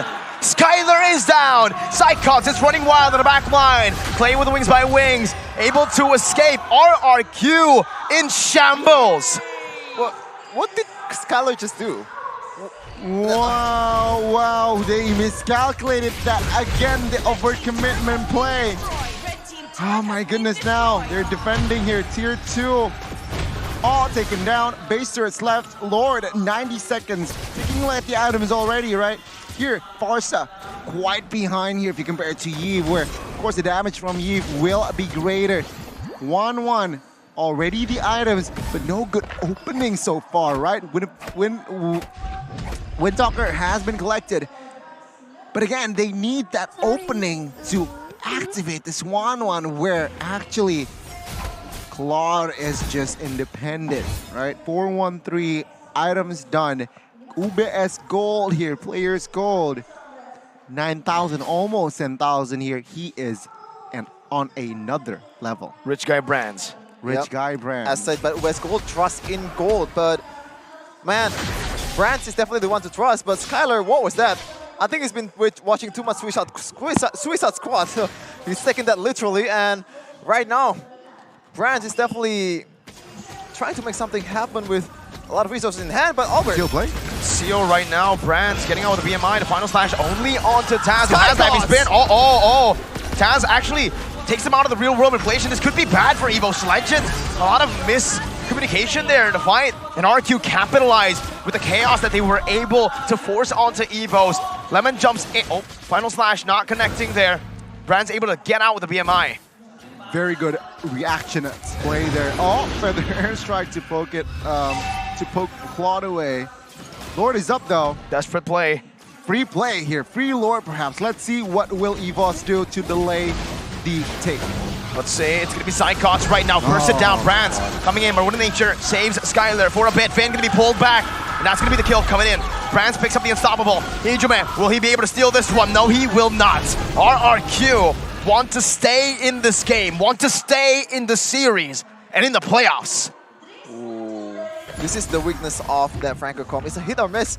And once you didn't start with a really good hook and you gotta have to somehow engage with other tools, it's not gonna work, or it's harder to work. As you see there, Psychots going in with the Furious Dive. Unfortunately, not a single one of RRQ members is getting knocked up, and that spells trouble for EVOS. They cannot collapse, especially Brants. He's been playing very safely, still has the Purify, and you know what, Brants, he hasn't finished his boots yet. Oh my. Good catch. Wait, but will they collapse? Nah. He's not going to use that bloody hunt. There was no one to actually follow it up. That could have been massive.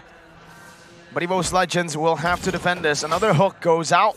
Lemon spot out. Not connecting, but look at Taz, slowly but surely, and look at Brants. They want to try to build somewhat of a split push, I believe, here. But RRQ is most probably going to be able to read that out. They're already rotating down below. Brants, he's staying a bit. Wow, he's staying for so long. Now Skylar's on the chase. Let's see, 1v1. With a nature, both already. Brants will lose this one out. Oh my god.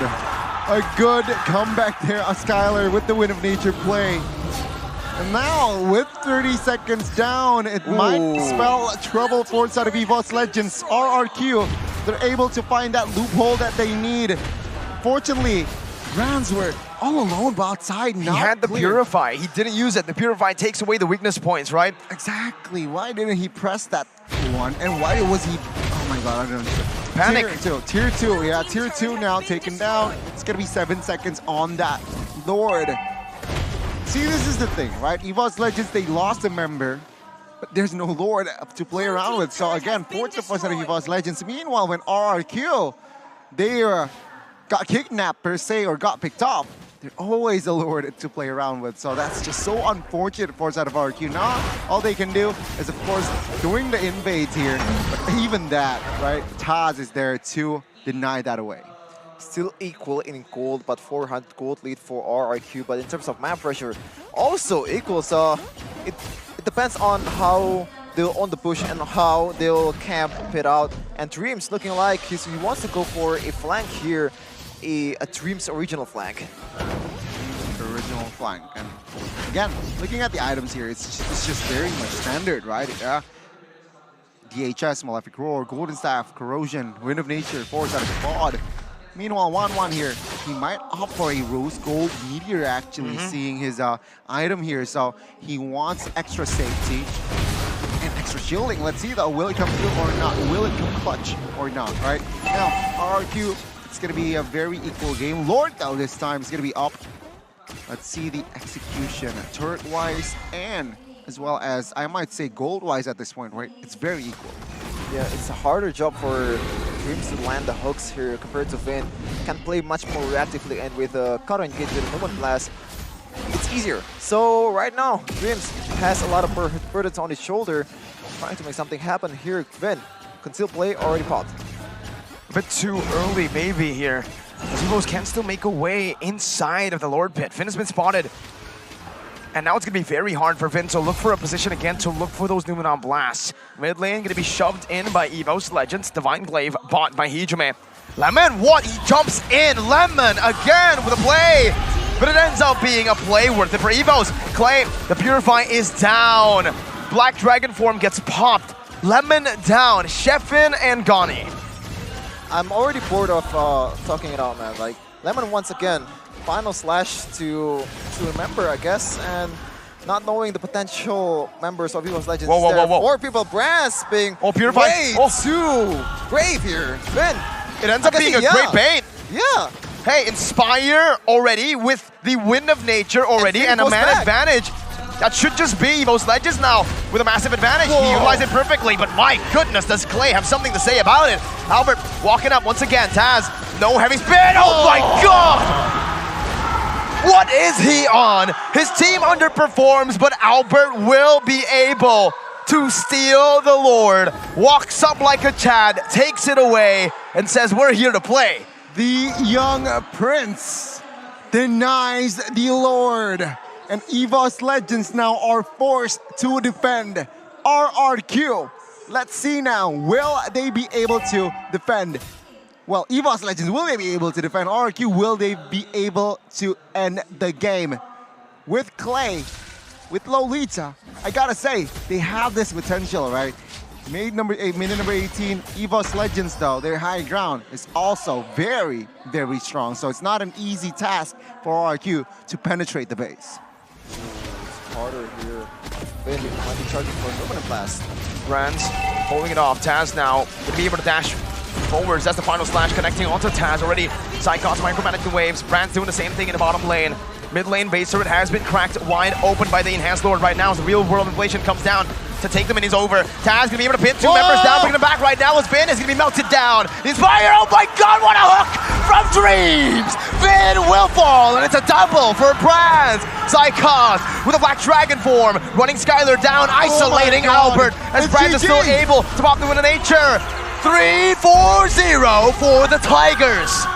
This high GGG, Clay, and as well as Skylar now, the left one standing.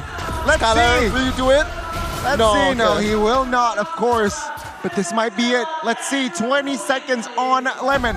20 seconds on Vin. Will they be up in time? That's the big question. RRQ, their throne is at risk. Brands with a battle mirror image, only 1 base turret down, and RRQ can let go a sigh of relief. No commitment from EVOS Legends to end the game. But the crowd goes wild for this game, for this series. Wow, intelligent placement of feathered airstrike there, man, from Clay. These little things just helps the game much more. RRQ managed to clear the lane and see another day. And if that were not the case, if they actually got the hook towards Clay, it might be a different story right now. So shout out to Clay. Shout out to Clay indeed. And take a look at now, it's another reset. 30 seconds though on the next Lord again. That should be their main agenda. With RRQ, early on, they overcommitted on towards a fight there. I don't understand why, and after that, EVOS Legends, they went for the kite. They made and they win the fight here, so need to be careful here. Hijume has played a huge role in winning team fight swords out of EVOS Legends. His positioning, his also just skill spent, his skill resources, skill management has been on point, right? Let's see here. RQ though. Oh, they rush it. Wait no time. They rush Brands is bottom. Let's see, they wait no time to, again, secure the Lord. Vin spots Taz out. Black Dragon form being used, and RQ, they will not commit right now. Psychos still with the Black Dragon form baited out. Now it gives RQ some proper time, but in the mid lane, it's still gonna be Brands trying to create a forced error within the team. Psychos still as the frontliner. Hijume chunked down by the feather airstrike. The Nimon Blast gets charged in, but it gets cancelled by Taz. Psychos with the fierce time. The Bloody Hunt gonna be able to lock Albert down as the Lord comes down, but it's still gonna be Albert somehow stealing it, saving the day for RRQ. The flickers come out to disengage. How does Albert keep doing it? Albert again and again bailing RRQ out of the fit, and right now they have the Lord, they have everything they need to actually make the siege and end the game. 3 waves are pushing in. RRQ's dream to go to the grand finals is still alive. Not done yet though. They need to end the game. It's a full-on 5v5 here. Let's see the offense and defense. What can EVOS do? Dreams with a bloody hunt now, flickering backward, Brands comes in with a follow-up, and it's a collapse once again onto the back, but the crossbow attack is ready. Skylar dealing so much damage. The Lord still getting micromanaged. Look in the midst, Psychos still surviving for so long as Brands is gonna be trapped down. Skylar looking to play, 1-for-1, Vin for Psychos. Both of these teams are still in it. Skylar buys the immortality to hook only onto the minion waves. Dreams now zoned away. Minion waves crashing into the base. RRQ looking for an angle. Jumping in. Taz gonna be able to find a knockup right now, but that's gonna be the Purify built into the kit of the Wan. Dreams not able to find the Iron Hook. The Feather Airstrike as well. Not connecting. Skylar onto the base. Not able to get more than 2 hits. Taz looking for more. 22 minutes in, and we are still here. Holy moly! They're still able to defend this one, Chefin. Well, it's a classical for a reason, man. 2-1, and right now, gold doesn't matter. The map pressure is on RRQ, and it's definitely Dreams' burden to make the hooks, like the miracle hooks. So far, he's been doing a pretty good job. That flicker bloody hunt to Clay literally not to saved. Clay. Is that to Clay? No. It was the Clay. I don't think so. I think it was misplaced. He actually late on doing the bloody hunt, he ended up going to a different target. It was the Clay. Oh, it is? Okay. Never mind then. I'm sorry. Oh, let's see here. RRQ and EVOS. Another reset. Minute. Now, a long minute to the next Lord. Will it be the last? Will it be not, right? I mean, EVOS Legends, the determination, man. That defense was also a good one, right? With the flanks. And RRQ now, let's see here. What will they brew up next? Twice a contest, right? Twice it was being contested. Ooh, okay, so But Albert, he's just been such a Chad, man, with the retribution, so on point. Doesn't really matter. And item-wise here, oh, take a look at the items, man. 1, 2, 3. 3 immortals already on left side, so that means 3 active immortals for the left. 2 active immortals only here for now as the Lord finally spawns. definitely would have preferred if Psychos go for a Winter Truncheon instead for to counter against the 1-1, but Damage. nice. Oh my goodness, Flicker in the mid side. Uh-oh, Dreams is down, and now it's Clay. Who's gonna be able to take him down? Look at Brands. You want to pull off a Penny? He wants to pull off a split push, but I don't think it will work out. Yeah. Lemon reads it out. He rotates up top. Let's see if he can make it work.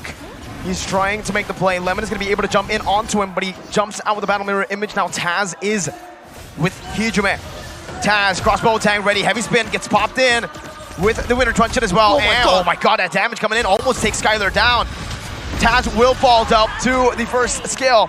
Top lane as well. It's a 1v1 still brewing. Lemon is taken low, but Brands needs to recall. RRQ again with a Lord. Lemon is hunting him down still. He's walking him down. He wants to find a kill, but does not find him. He builds the Guardian helmet here, so he does not really need to... Okay, he still recalls, but he can just walk and heal up. But with this Lord Mirko, Shepin, I gotta be honest with you. We might... This might be the last push, right? Taz is still 39 seconds in. Lord is already marching the mid side. It's just one straight push. Let's see though, will EVOS Legends defend with just 4 men? The only saving grace was the Flicker from Dreams, but instead, the Flicker is on the cooldown, so you cannot go for 1-1 straight away. This time though, Hijume, reload manipulation might be big.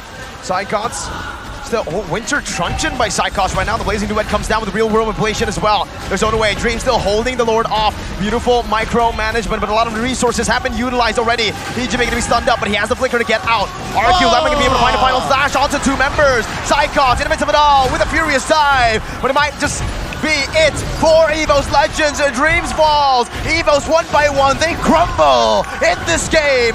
Now the heavy spin comes down from Taz, but RRQ, they equalize in game number 4. We're seeing game 5 in the series, baby.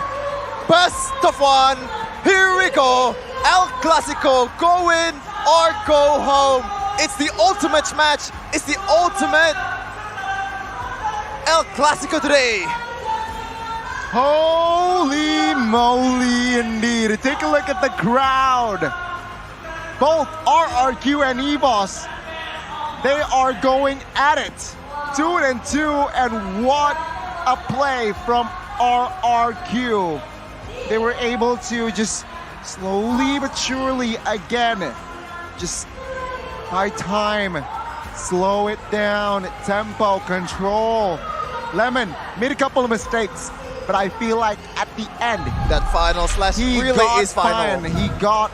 He paid the retribution. And that is a good recovery, right, from the side of Lemon, which just increases the morale of RRQ and EVOS Legends. This time around, they weren't able to find the comeback. Taz taken down there also creates a imbalance for side of EVOS Legends. 4 taking on 5 members plus the Lord, technically 6 v4. And this is it, ladies and gentlemen. Who will go home? We're about to find out in the next game. Oh man, Albert. Like surely in terms of momentum, in terms of like timing and all of that, like saving the game, it's got to be Albert, right? Give him the MVP. Give him the MVP. Because if they actually, It's not up for debate. if he actually didn't execute those retries, like it would have been over. RQ would have been in the gaming house right now. Well, not that fast, but you know what I mean. It would have been GG. That's the point, right? Holy. Albert literally saving the game, saving RRQ. Oh my God, again, ladies and gentlemen, that was game 3. Game 4. Game 4, rather, sorry. Man, that match, all the series was just, it creates me, it's created a blur, right? Game 4, it's 2-2. Back to the best of 1 again, best of 5 now. Which team do you support? They need it now. Show your support through the live comments, all right? They need it now. EVOS or RRQ? RRQ, man, I honestly don't know who will win.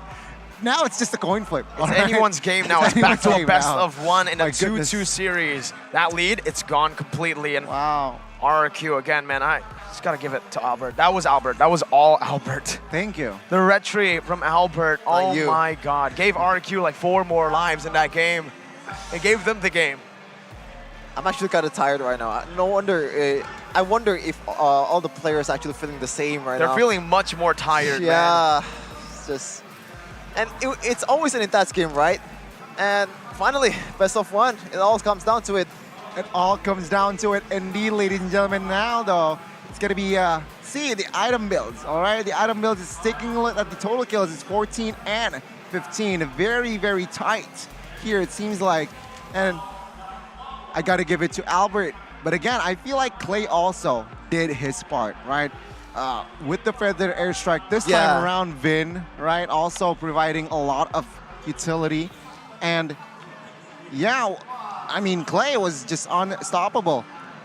There was this one moment where it was for sure EVOS has the numbers advantage. It was like 4-2, and Albert got a good stun, got a good taunt towards the feathered airstrike, getting 4, getting 2 there, and Brance and the mid laner from EVOS, Hijume, forced to go back, and Albert just another thing, doing the impossible, doing all the 50-50s available.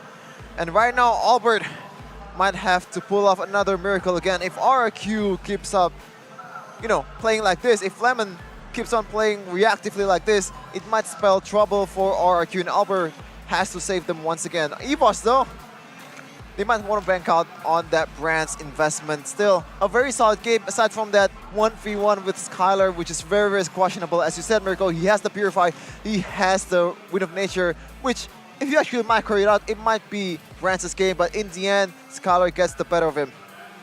Skylar did get the better of him, all right? Ladies and gentlemen, that was game 4. And what happened was, right, it was RRQ just slowly withstanding, taking the L, controlling, trying to dictate.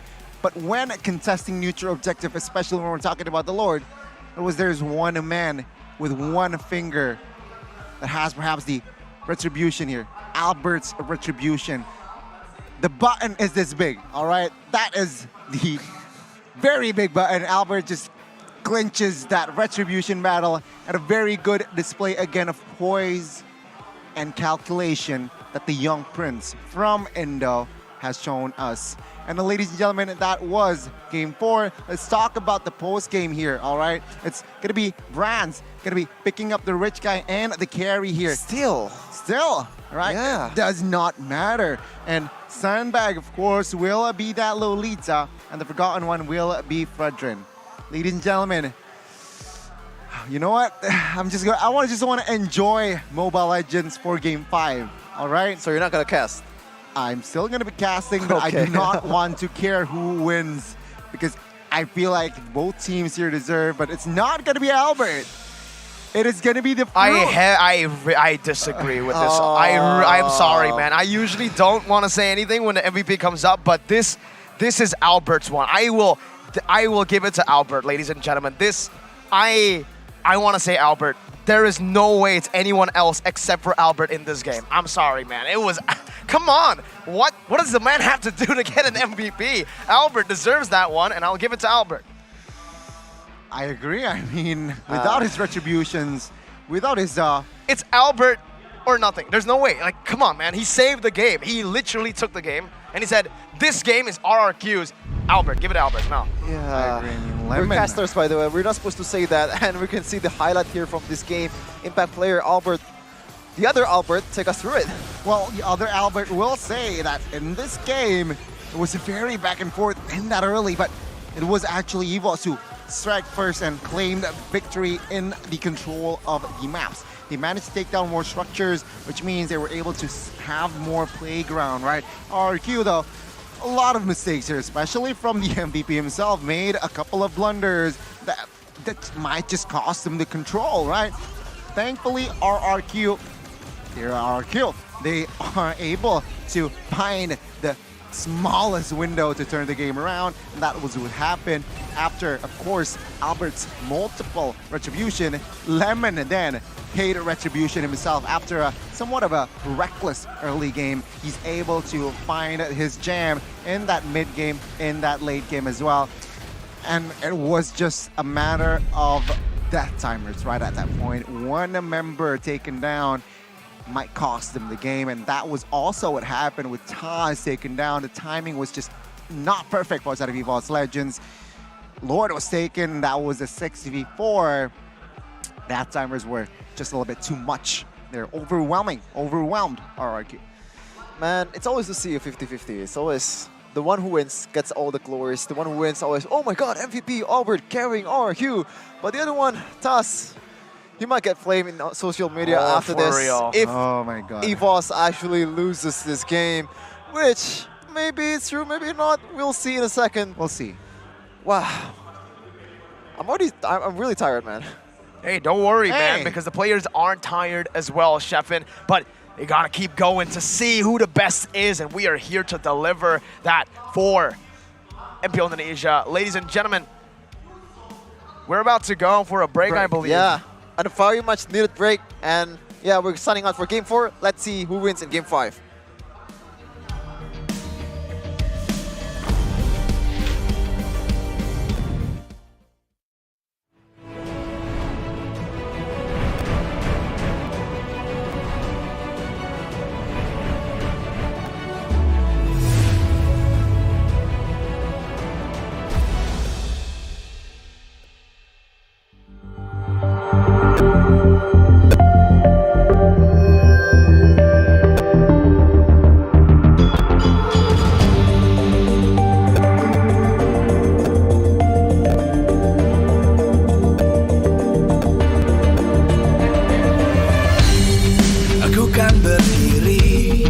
dan terus berlari, terus ke arah puncak tertinggi.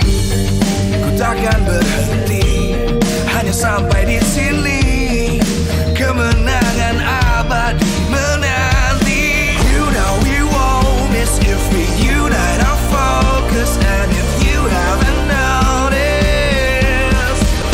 we'll nyalakan apimu, hadapi semua tantangan, hadang semua serangan, jatuh bukan halangan. Bakar semangatmu, janganlah engkau menyerah. Kita akan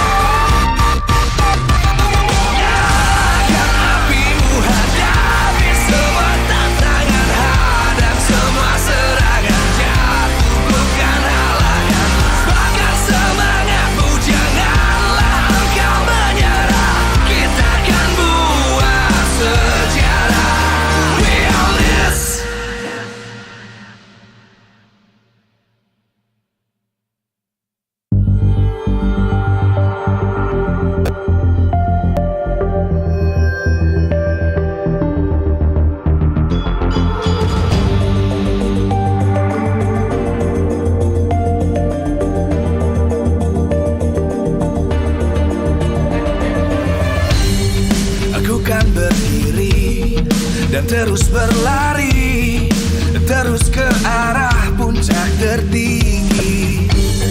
Ku takkan berhenti, hanya sampai di sini. Kemenangan abadi menanti. You know we won't miss if we unite our focus. And if you haven't noticed, we all live. Nyalakan apimu, hadapi semua tantangan, hadang semua serangan, jatuh bukan halangan. Bakar semangatmu, janganlah engkau menyerah. Kita akan buat sejarah. We all this, we won't miss. We all this, we won't miss. Saatnya beraksi, jalani ambisi. Aku kan menyawakan hari ini. You know we won't miss if we unite our focus. And if you haven't noticed, we all live. Nyalakan apimu, hadapi semua tantangan, hadang semua serangan, jatuh bukan halangan. Bakar semangatmu, janganlah engkau menyerah. Kita akan buat sejarah. We all this, we won't miss. We all this, we won't miss. We all this.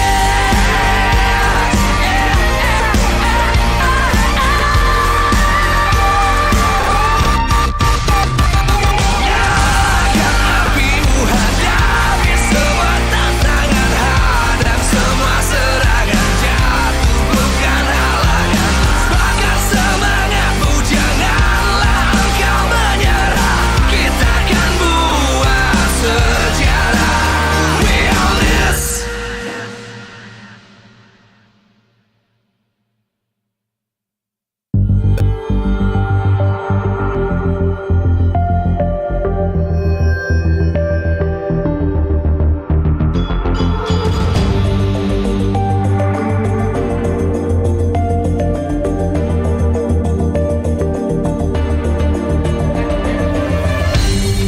Aku kan berdiri dan terus berlari, terus ke arah puncak tertinggi. Ku takkan berhenti, hanya sampai di sini. Kemenangan abadi menanti. You know we won't miss if we unite our focus. And if you haven't noticed, we all live. Nyalakan apimu, hadapi semua tantangan, hadang semua serangan, jatuh bukan halangan. Bakar semangatmu.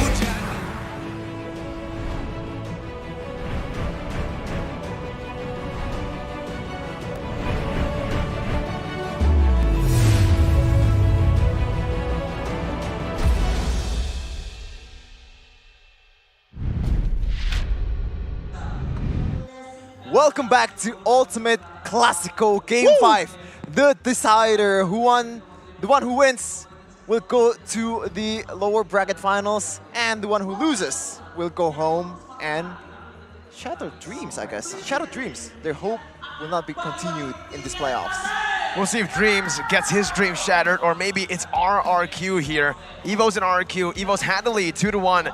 They had the lead in the game too, but Albert was like, no. You want a Lord? No. Nada. Not at all. No. No? Good boy. All right, so ladies and gentlemen, it's back to a best of one. Okay, what will 2-2. we expect, right? RRQ, they were quite shaky in that game, I must say. The only stabilizer in that game was Albert, right? You mean Lemon? Oh, He got Lemon. the MVP. He got the MVP. You're right. But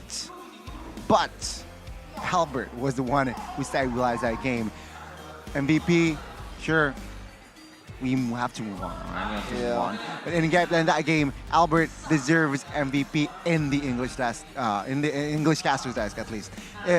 He is the one who stabilizes. He got the retribution when the team needs the most. He also just performs, doesn't really go for the bloodlust killer. Of course, you're on a Fredrin. You just need to be stable. You just need to be reliable on that turtle or lord take rather. It's going to be a very interesting, again, that I expect the same from the side of Albert. Lemon, though, on the other hand, sure, he got the MVP, but he also needs to step up his game, be more in sync with his team. EVOS Legends on the other side, I expect them to be more, when you're controlling, when you are in control, don't hesitate that much. Sure, it's a very important stake, very important game. But twice, I feel like 2 games that they lost, it was because of a hesitation. And that split second, right? That split second decision making was just evident that EVOS Legends, just because of a hesitation, they just lost their control fully, right? Not just slowly or small, great, right? So again, they need to just bounce back and just be more clear in their execution in this last game. EVOS will be the first one to pick. Let's see if this is the same draft in the last 2 games. Another Yujong, Yeef, and Cloud combo for EVOS. Or will RRQ adjust after their W? Do you think it still needs an adjustment? Because I think yes. Yes. RRQ is very, very shaky. Albert is the one who bails them out in the end. And even in those kind of situations, the one who is favored to win the retribution was Toss, right? The better, he has the better control. He has the better pressure. Like there's no pressure at all towards Toss to actually take the retribution. Meanwhile, on Albert, it's usually like 1v4, like 2v4. It's kind of impossible retribution from Albert. So yeah, RQ might need to adjust more. They need to, and it seems like here, yeah, I'm quite surprised actually, right? We have yet to see a side change. EVOS, though, they will still stick with the same band, seems like, right? With the I am the power of light. Naja, Valentina. Perhaps here now, EVOS will go and ban the Diggy. Yeah. All right? I think the adjustments need to be made, though. Oh, they make it for EVOS with the Arlet ban here. So MVP. again, respecting the MVP Yeah. of game number 4. But again, RRQ, this time, I think they need to make some changes as well, right? Because again, it really feels like in that game, if it wasn't for Albert and his stupidly good retributions, his godly retributions, it would have been over, right? There were so many moments where it was a steal that kept them going, literally. So in the draft itself, early, mid, and even in the later stage, it was EVOS with the advantage most of the time. Come on, Dexter. There you go. It's going to be the Claude. Finally. Finally. All right, it's going to be Claude ban. I mean, usually it's just an auto Claude ban, but in game 2, 3, and 4, Claude was opened. EVOS with this. Need some stitches? Wow, there you go. Finally, They will pick up the Melissa. Melissa, we've never seen this before, right? We have. No, yeah, Nino. like first pick, first base? Yeah, we have. we? We have. Oh, Yesterday. actually, okay. We have. So finally, Melissa getting the respect that she deserves. Very, very good in lane. And we have a comment here from Clay. What will happen in the MPL ID Season 11 playoffs? Inshallah, we'll be champions. Let's see. Clay with the dream as well, right? RRQ. They can stick around and use the same. They should, though. Just pick up the. I feel like they will pick up the Lapu here, and as well as the Farsa. Yeah, it makes sense because it's definitely one of the heroes that Lemon is comfortable with, and it also does good work against the Melissa. Or maybe the Glue. I think Lapu is definitely the better choice here because Glue against the Koi, you know the interaction, Mirko, and me personally as a Glue player, I don't really like playing against Melissa. And another pick for Bangduk here is going to be the Farsa. Still, Clay, very, very confident with this Farsa, which makes sense. Like, he's been popping off with this guy. You know what? I feel like the Diggy makes sense for EVOS now. I mean, the Farsa, the Lapu, we saw what Nino was able to do when a Diggy was in, well, next to him, literally, with Rasi on that Diggy. EVOS Legends can go for it, and right now, I think is it too early? Nah, too early. Way too early, but Diggy, if actually builds damage, it will be banned towards 100% in the second phase. Is it though? There's no way RRQ lets that go, right? Betray the Hermes wolf and let and the as well wolf as betray. you saw. To live is to trick the Reaper. No Eve, okay. Change already as well. About this, right? It's gonna be very tricky. Has to be Beatrix now. Has to be. Because if the Beatrix gets banned now, no real AoE to force out or to deal with the cult altar. But Yeah. EVOS have already picked up a natural counter to the Beatrix in that Yuzong. Farsa and Beatrix, if RRQ pick that up, so much backline dive from EVOS Legends already that can force these backliners from RRQ or even a whole composition if they want to play it front to back all the way back. See here what will be the response here. I expect them to pick up a marksman here. Beatrix just makes the most sense.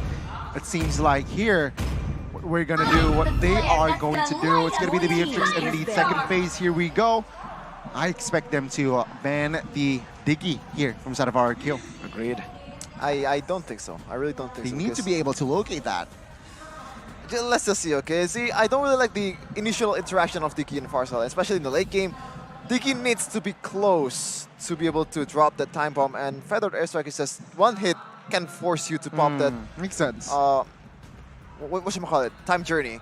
I But think actually- yeah, there's in the bigger picture there might be some scenarios where Diki does make sense, but I still do think that RQ does not need to ban Diki.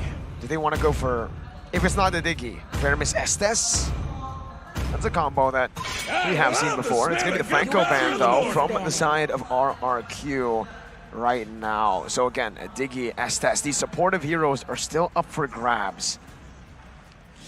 If this kind of pick-off heroes is banned, right? Kaja and Franco, and RQ decides to ban another roamer or another hero, and Cho gets open. Like, is that an option for Dreams? Like, I don't it like is a the pick Cho up in this here, meta. right? I don't like the Cho in He's this never meta. picked Cho in this meta, you're right. In Season 11, he's never, but Season 10, good Cho performance.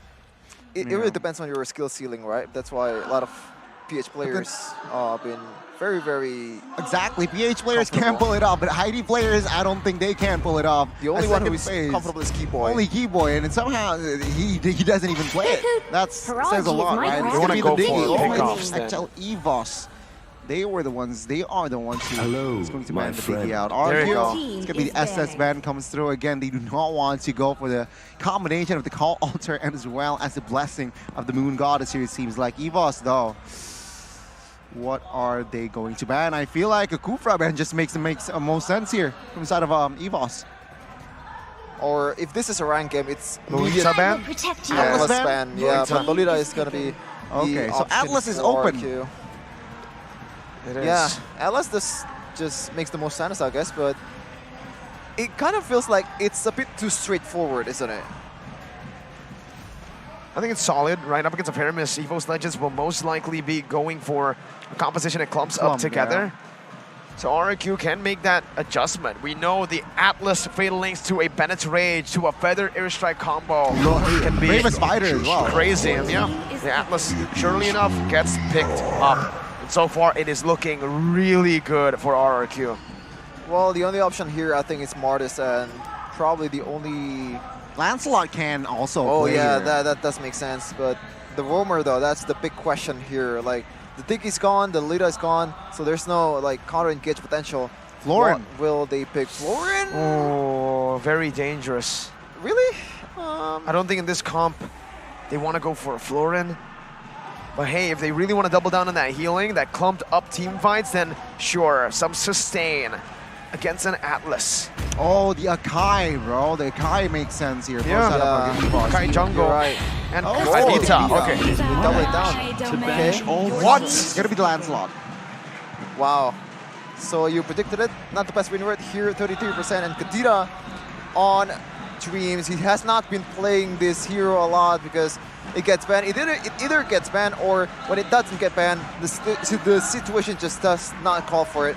But we'll see RRQ, one more pick for the jungle area. What will it be? So Assassin does make sense here. But the downside is it's a Call Altar. He should. It's gonna be a standard veteran for Albert once again, looking to recreate those retribution takes again. Let's see indeed, ladies and gentlemen, who will grab the last game. Both fans fan bases here, Kingdom and as well as EVOS Roar, EVOS fams.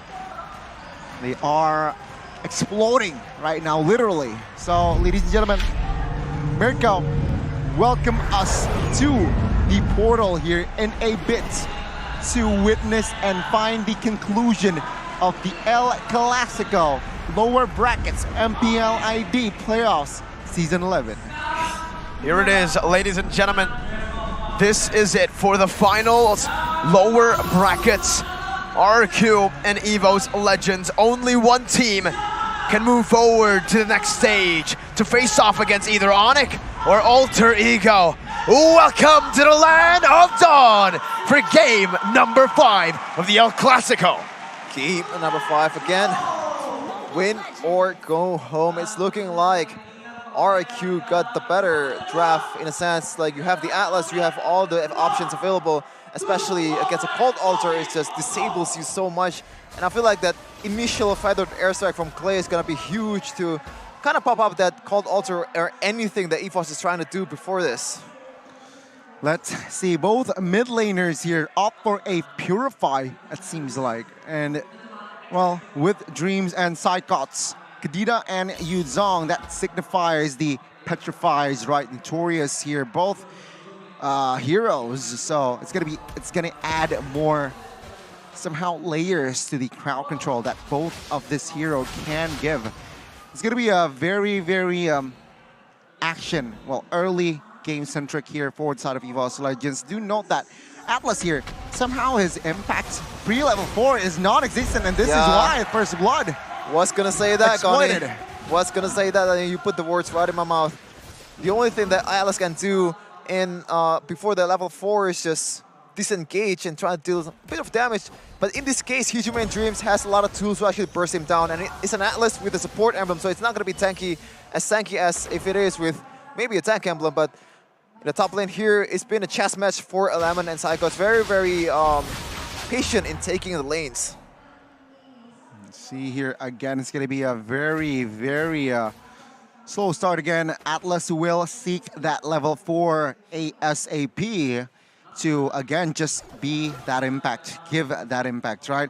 So now it's going to be a very slow, but turtle is up, so we might see some action there in the top side. Here too, bottom lane, there's a fight. Bennett's Rage gonna be popped in. Skylar gonna be able to win out in the trade here against Brands, but wait a minute, up top it's Taz who secures the turtle. EVOS Legends here need to be very careful to play around the Melissa. Even the snipe, I believe, connected there. That's why he's that low. Yeah, he has to recall here, and it's not a big deal, you know. 1v1 loss, as long as you don't die, as long as you don't give the goal towards Kyler, is a-okay, especially when in the other side of the map, EVOS Legends actually managed to get down the turtle. Toss, good job on the retribution with Thorn Roars. I feel like this is also the thing that makes EVOS much more dangerous in objective takes, and with that Thorn Roars, a lot of damage towards that objectives, but Vin has to be really, really careful once again. Beautiful snipe. Fatal links, Nibiru's Passion. Dream still able to survive. Wow. That passive really helping him out there with the sustain. Any other roamer, I think it would have just been him dead. But here, talent prediction, hey, KB is moved. I am still with Evo so far. Well, it seems like, again, it's just that play. Actually, I feel like Dreams baited that Fatal Links, right? He knows that Atlas might pull off the Fatal Link. And there you go. Got baited, no Fatal Links now for the next 30 seconds. Again, it's gonna be very slow early game, but Hijime here needs to be careful. Feathered airstrike, but the Purify comes through to get him out safely.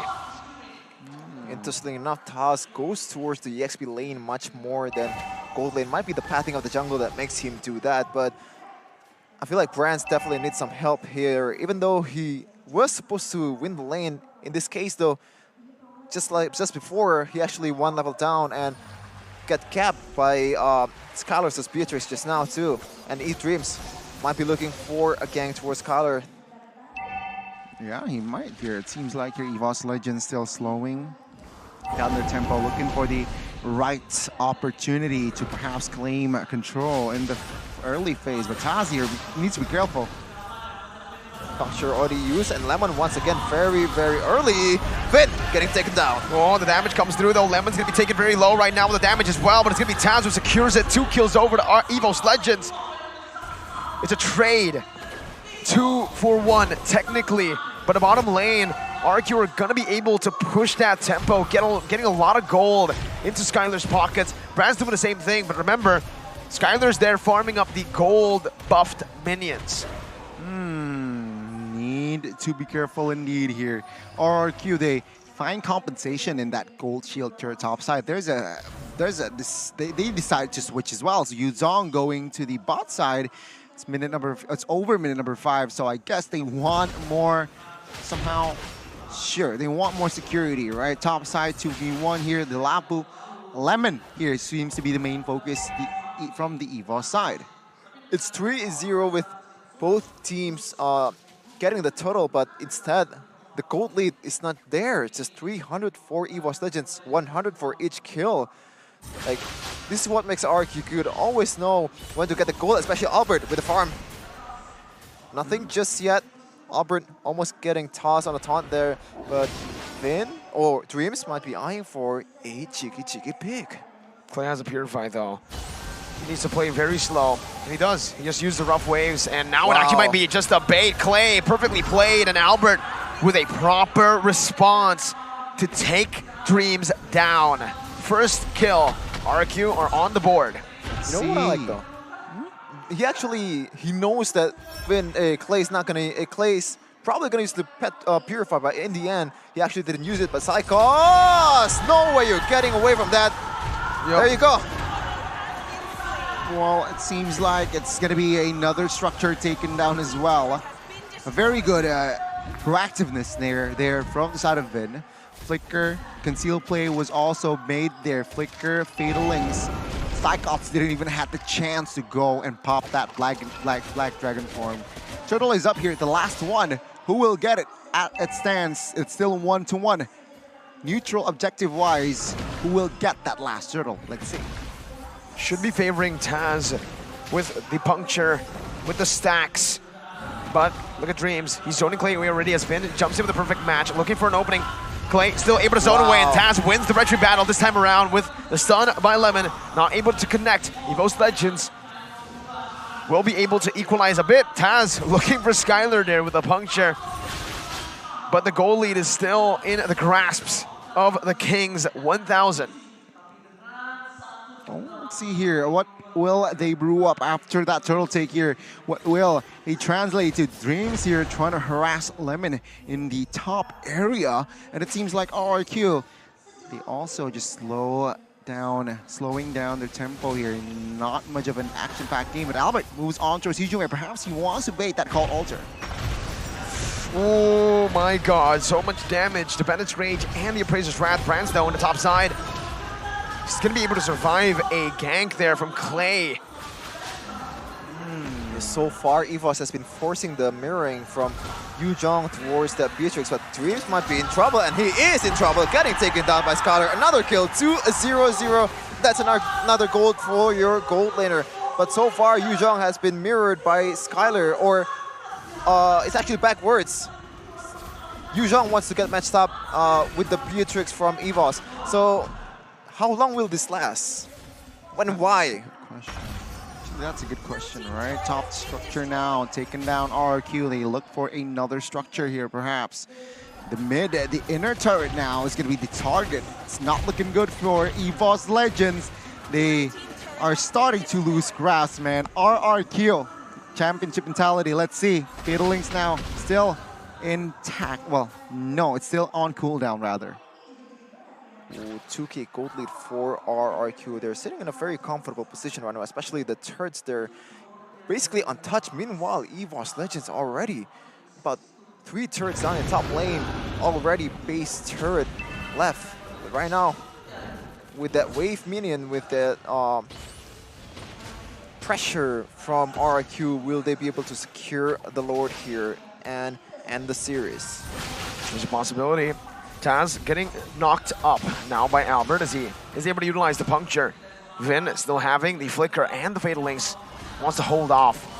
It comes down to Brands again. Very brand-centric. Finn with the fatal links right now, but it's going to be bursted down just a bit. But the call alter comes down from Hijime. Now it's an all-in onto Brands, who's going to be killed by Skylar. He's still able to disengage as Psychots dives into the back. RRQ with a phenomenal performance here in this team fight. They all survive, and Brands dies. Brands dies, and not the perfect opportunity, but it is an opportunity 5v4 right now for RRQ. Has to watch out for Taz's retribution as he has Lancelot. He can weave out through all the CC, throughout all the damage from RRQ, but it's looking pretty bad for him. Taz with the puncture, getting out, but the stun now with the flicker. Wow. Lemon finding it. Taz gonna be chunked very low. He's still able to escape for a bit. Phantom execution as well. Wow. No way he gets it. And yes, he doesn't. Albert is the one who gets it there. Psychots able to find a trade. It's a 2-for-1 as Skylar flickers forward. Psychots, he's gonna be gunned down. Skylar finds a mega kill. Okay, I thought Dreams was actually getting the Lord there. That's why I scream out loud. But and again, Same. Albert, very, very safe. And Lemon, finally the reactive pays off as he pretty much gunned down Taz to low HP. And Dreams, once again, might be forced to use the ult. Oh yeah, the Appraiser's Wrath, penetrate everything. The ult comes down. Dreams can escape, but so far in this game, this Kadena hasn't really been able to create a good impact for the team for the most part, Gani. Well, this is going to be a very interesting defense and offense here. RRQ, their set is at 4,000 gold, right? And with this pressure that they're building up, it's going to be a question to the side of EVOS Legends. Will you be able to withstand the pressure? The Renner's apathy there was just also could also deal damage, and the turret in the mid will fall for the side of EVOS Legends. RRQ already looking for the inner turret in the bot side. That signifies that Magic Sentry for the side of EVOS Legends is also playable. So they will need to be careful here. RRQ looking very, very convincing. Interesting itemization from Lemon there. He chooses to go for Radiant Armor instead of a Athena Shield. I believe he wants to debuff the opponent instead of just surviving on his own. Granted though, I think, to be fair, Lemon is definitely not the target for Dreams, not the perfect target, so he might, you know, just think, oh, you know what, Dreams not gonna go on me, so let's just kind of debuff their magic attack for my teammates. It's going to be a very, very tough and interesting battle here. For the side of EVOS Legends, looking at the items, they're far behind. Melissa, 7,000 gold. Beatrix is already at 10k. That's not a good sign. If we compare it, also Farsa here and Faramis equal. But remember, better airstrike, more range, mobility. You can argue that Faramis has more mobility, but then again, more all around, right, Farsa? So with that in mind, Clay has that edge in this current matchup, considering that his team is leading 5k. So 20 seconds here for the first Lord to spawn. I see no play for side of EVOS Legends to contest. They can gamble it, but is it the wisest move? No, right? So they should just focus perhaps more on towards a defense rather than a gamble to contest and Lord. But it seems like their rotation here, they might look for a contest. Ooh, EVOS Legends, it's tricky because they don't have a real tanky member, so they have to kind of make a very, very massive skirmish or getting Dreams to a good position to be able to get some good damage towards RRQ's backliner. So it's definitely a tough job indeed, but we'll see if EVOS will pull off a miracle just like Albert did in the previous game, as RRQ very, very patient.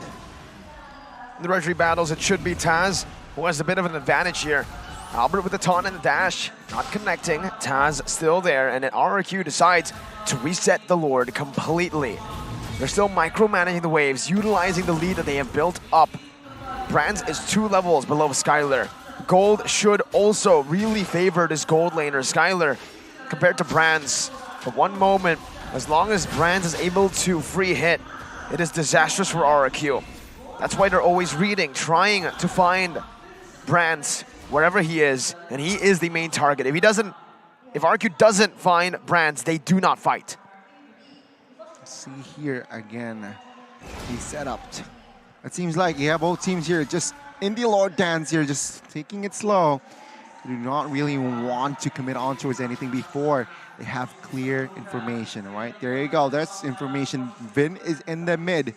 Melissa is also in that mid. So let's see here. Already engaged perhaps, but no one's really pulling the trigger because no one is really opening the map, the fight just yet. Huge man with a Shadow Dreams. Stampede. Taz already jumping in right there, but Dreams finds the rough waves, and that it is. That is it. They get one pick on the board. That's the Atlas that has been dictating the team fights for RRQ down. Dreams is taken low, but he does still have the passive as Lemon now is going to be able to pop in the Brave Spider, but Taz gets into the flanks, is able to dodge away. Psychots takes the damage from Lemon. Now it's going to be Taz who's locked in, but has the Thorn Rose to escape with the Cult Altar coming down. Hijime is actually baited in by his own team, and he's left to die all alone. Yeah, this is just the difference in gold, man. Like, the fact that Dreams already got a pick, and it's a 5v4, and RRQ still wins it. Yeah, Dreams is in the bottom lane, but the thing is, RRQ is just way too ahead right now. Lemon might be eyeing for another zone toss. That's the Thorn Rose and the Phantom Execution. Lemon's going to be taken very low right now with Retribution onto him. Van looking for the play, but Brands is still able to survive. Skylar dealing so much damage. EVOS need to respect this. Vin with a perfect match. Taz looking for the opening, but it will just be Albert who takes it away. EVOS Legends forced to run, but Dreams gets sniped down by Skylar from downtown. And Clay picks up the kill. 6-1 for Skylar so far. Perfect game. Another beautiful Renner's apathy getting the job done for Albert. The icing on the cake of that team fight. And right now, EVOS will try to force to defend this without minimal high ground potential here. No Yves, no Farsa. The only thing that they can rely on is Brands with his Inspire, with his models. So we'll see if Brands can pull it off this time around. See here again, it's going to be another offense for the Kings of Kings. Looking at this as it stands, right? 6,000, almost 7,000 goal lead here. EVOS Legends. Looking at their composition, I gotta say they are able to defend this one here. But then again, RRQ has the flicker, the fatal links, right? No flicker, but the fatal links. Let's see how will Vin open this up. And a Feathered Airstrike too is going to be such a hassle to deal with for Brands. At this point, RRQ definitely has way more to say, knowing EVOS Legends don't really have that wave clear presence that they did in the previous game with Yves. Taz with a puncture, trying to just clear that wave. EVOS Legends will give that top lane away. They will instead clear the other waves. Now putting the focus down, Brands needs to be very, very careful. Places the muddles, but RRQ can still engage, and they will just give it up. Again, the high ground control not present for EVOS Legends. Very, very patient right now, RRQ. They definitely could have risked it, but this is game 5 of playoffs. If you don't win, you go home. So they'll take it easy, and Finn might be eyeing for Fatal Links. Oh, Taz is actually going to be able to bait so much. Dreams. Clay no Feather Airstrike, very low. Psychots with a Black Dragon form, but RRQ with a proper disengage. EVOS Legends not given the chance to look for that opening.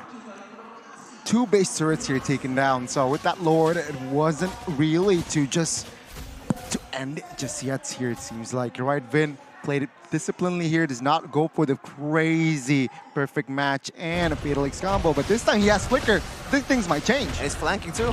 No, it's not. Okay, I thought it's the Keyboy flank, the original Keyboy flank, but it turns out he goes for the front side instead. So Lord is about 30 seconds right now. So far, RRQ, even if they do lose this, no, actually, if they actually lose this, it's gonna be vital, because if you lose the team fight the Lord, it's gonna spell for trouble, because there's no one that's gonna defend those turrets. And if one lane's gonna get, pretty much taken down from the auto turret towards the base turret, the other turret becomes weak as well, because you don't have that much pressure. You don't have that much map owned to actually defend that. But right now, RQ is still standing strong with 9 turrets available. EVOS, only 1. Oh my God, let's see here. It's still a perfect game for RRQ, you're right, in terms of turrets. Oh, Taz. Oh, that was a mistake, but no one punishes. Taz doesn't have the puncture. He missed it, actually. Let's see here again. RQ with the setup, right? It opens a lot of bush, a lot of map control. Taz struggling to penetrate towards that Lord's area, and no one is helping to open things up. Perhaps Sidecuts there is ready to pull the Black Dragon form. Let's see though. What will it brew up? Fatal Links, Nibiru's Passion, Taz is down! Dreams looking for the back, but Albert spots it out, stops it from happening. RRQ with a massive lead. Evolved Lord into their hands. Oh my God, Americo Shepin. This might be it. Yeah. This might be it. Is the dynasty of RRQ still that strong? Taking away at the items here already. 1-2 Immortals in hand. That is bad. Oh my God, that's an alt waste. Let's see here. 2-wave push. Let's see. Many waves in the mid lane. Micromanage. Finn looking for the Fatal Links on the conceal as well. Immortality being built by Lemon right now as Albert is able to zone them away from the mid lane base turret. EVOS, how will they defend? Can they defend? Psycho! Oh my God! What was that damage? Clay with one shot. Taz buying some time with the Phantom Execution. He's in the midst of it all right now. Popping to call Alter as RRQ look for an opening. Dreams with the Petrify in the rough waves, but he will not be able to find anyone. Evo somehow still able to defend, still able to micromanage. Taz with the puncture once again. That's gonna be Brand still free hitting with his fire. Brand with the damage and the go away today to dish the damage out onto the back. Albert in shambles, RRQ in shambles as they walk back. Taz will fall to the impeccable timing from Clay's feathered airstrike. When it looks over, it never is over. EVOS and RRQ push to the limits. Wow, Brands, shout out to him, man, playing safe to the last minute. But the thing though, Finn is very, very indecisive because of Brands' positioning. He knows that the key to victory for EVOS Legends is Brands. The only thing that can bail them out to make that miraculous base defense is Brands. And Finn doesn't want to go for a Fatal Link, doesn't even want to go for a 3-man Fatal Link, even if Brands is not there. Oh, look at the damage still though. Brands, does he have any defensive items, Gani? I don't think so. Now we need to check. There you go. The Athena was just built. So Clay, the Holy Crystal in full effect, right? Instant replay though. What happened was take a look here. RRQ hesitating again, not quite sure. Vin Flicker. Bro. Oh my goodness, Brands just re-hitting in the backside. Perfect timing on that Inspire as well. It's just, yeah, RRQ was just yelling, fall back there in that base. But still though, if we're talking about like lead, if we're talking about like who's ahead, it's still heavily favoring RRQ. It's just another reset here, 20 seconds in the next Lord. I think it's do or die. Yeah, it's always do or EVOS die. Legends needs to contest this. If not, I don't think they can defend. Again, can they? Can they? Perhaps with Rands, that was the perfect scenario for EVOS Legends though. Will they be able to pull it off again?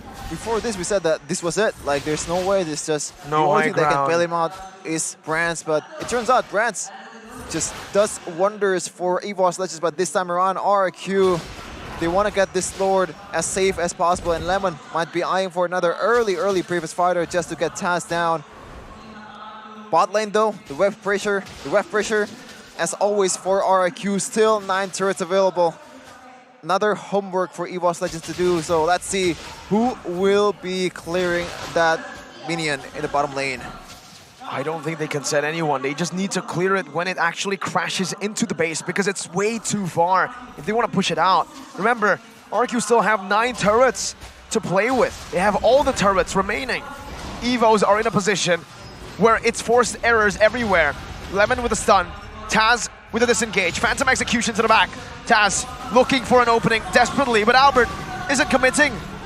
Black Dragon form popped in, and now it's desperation for EVOS Legends. The Lord is resetted, and RRQ can play with it again. EVOS need to reset, need to wait for the cooldowns again.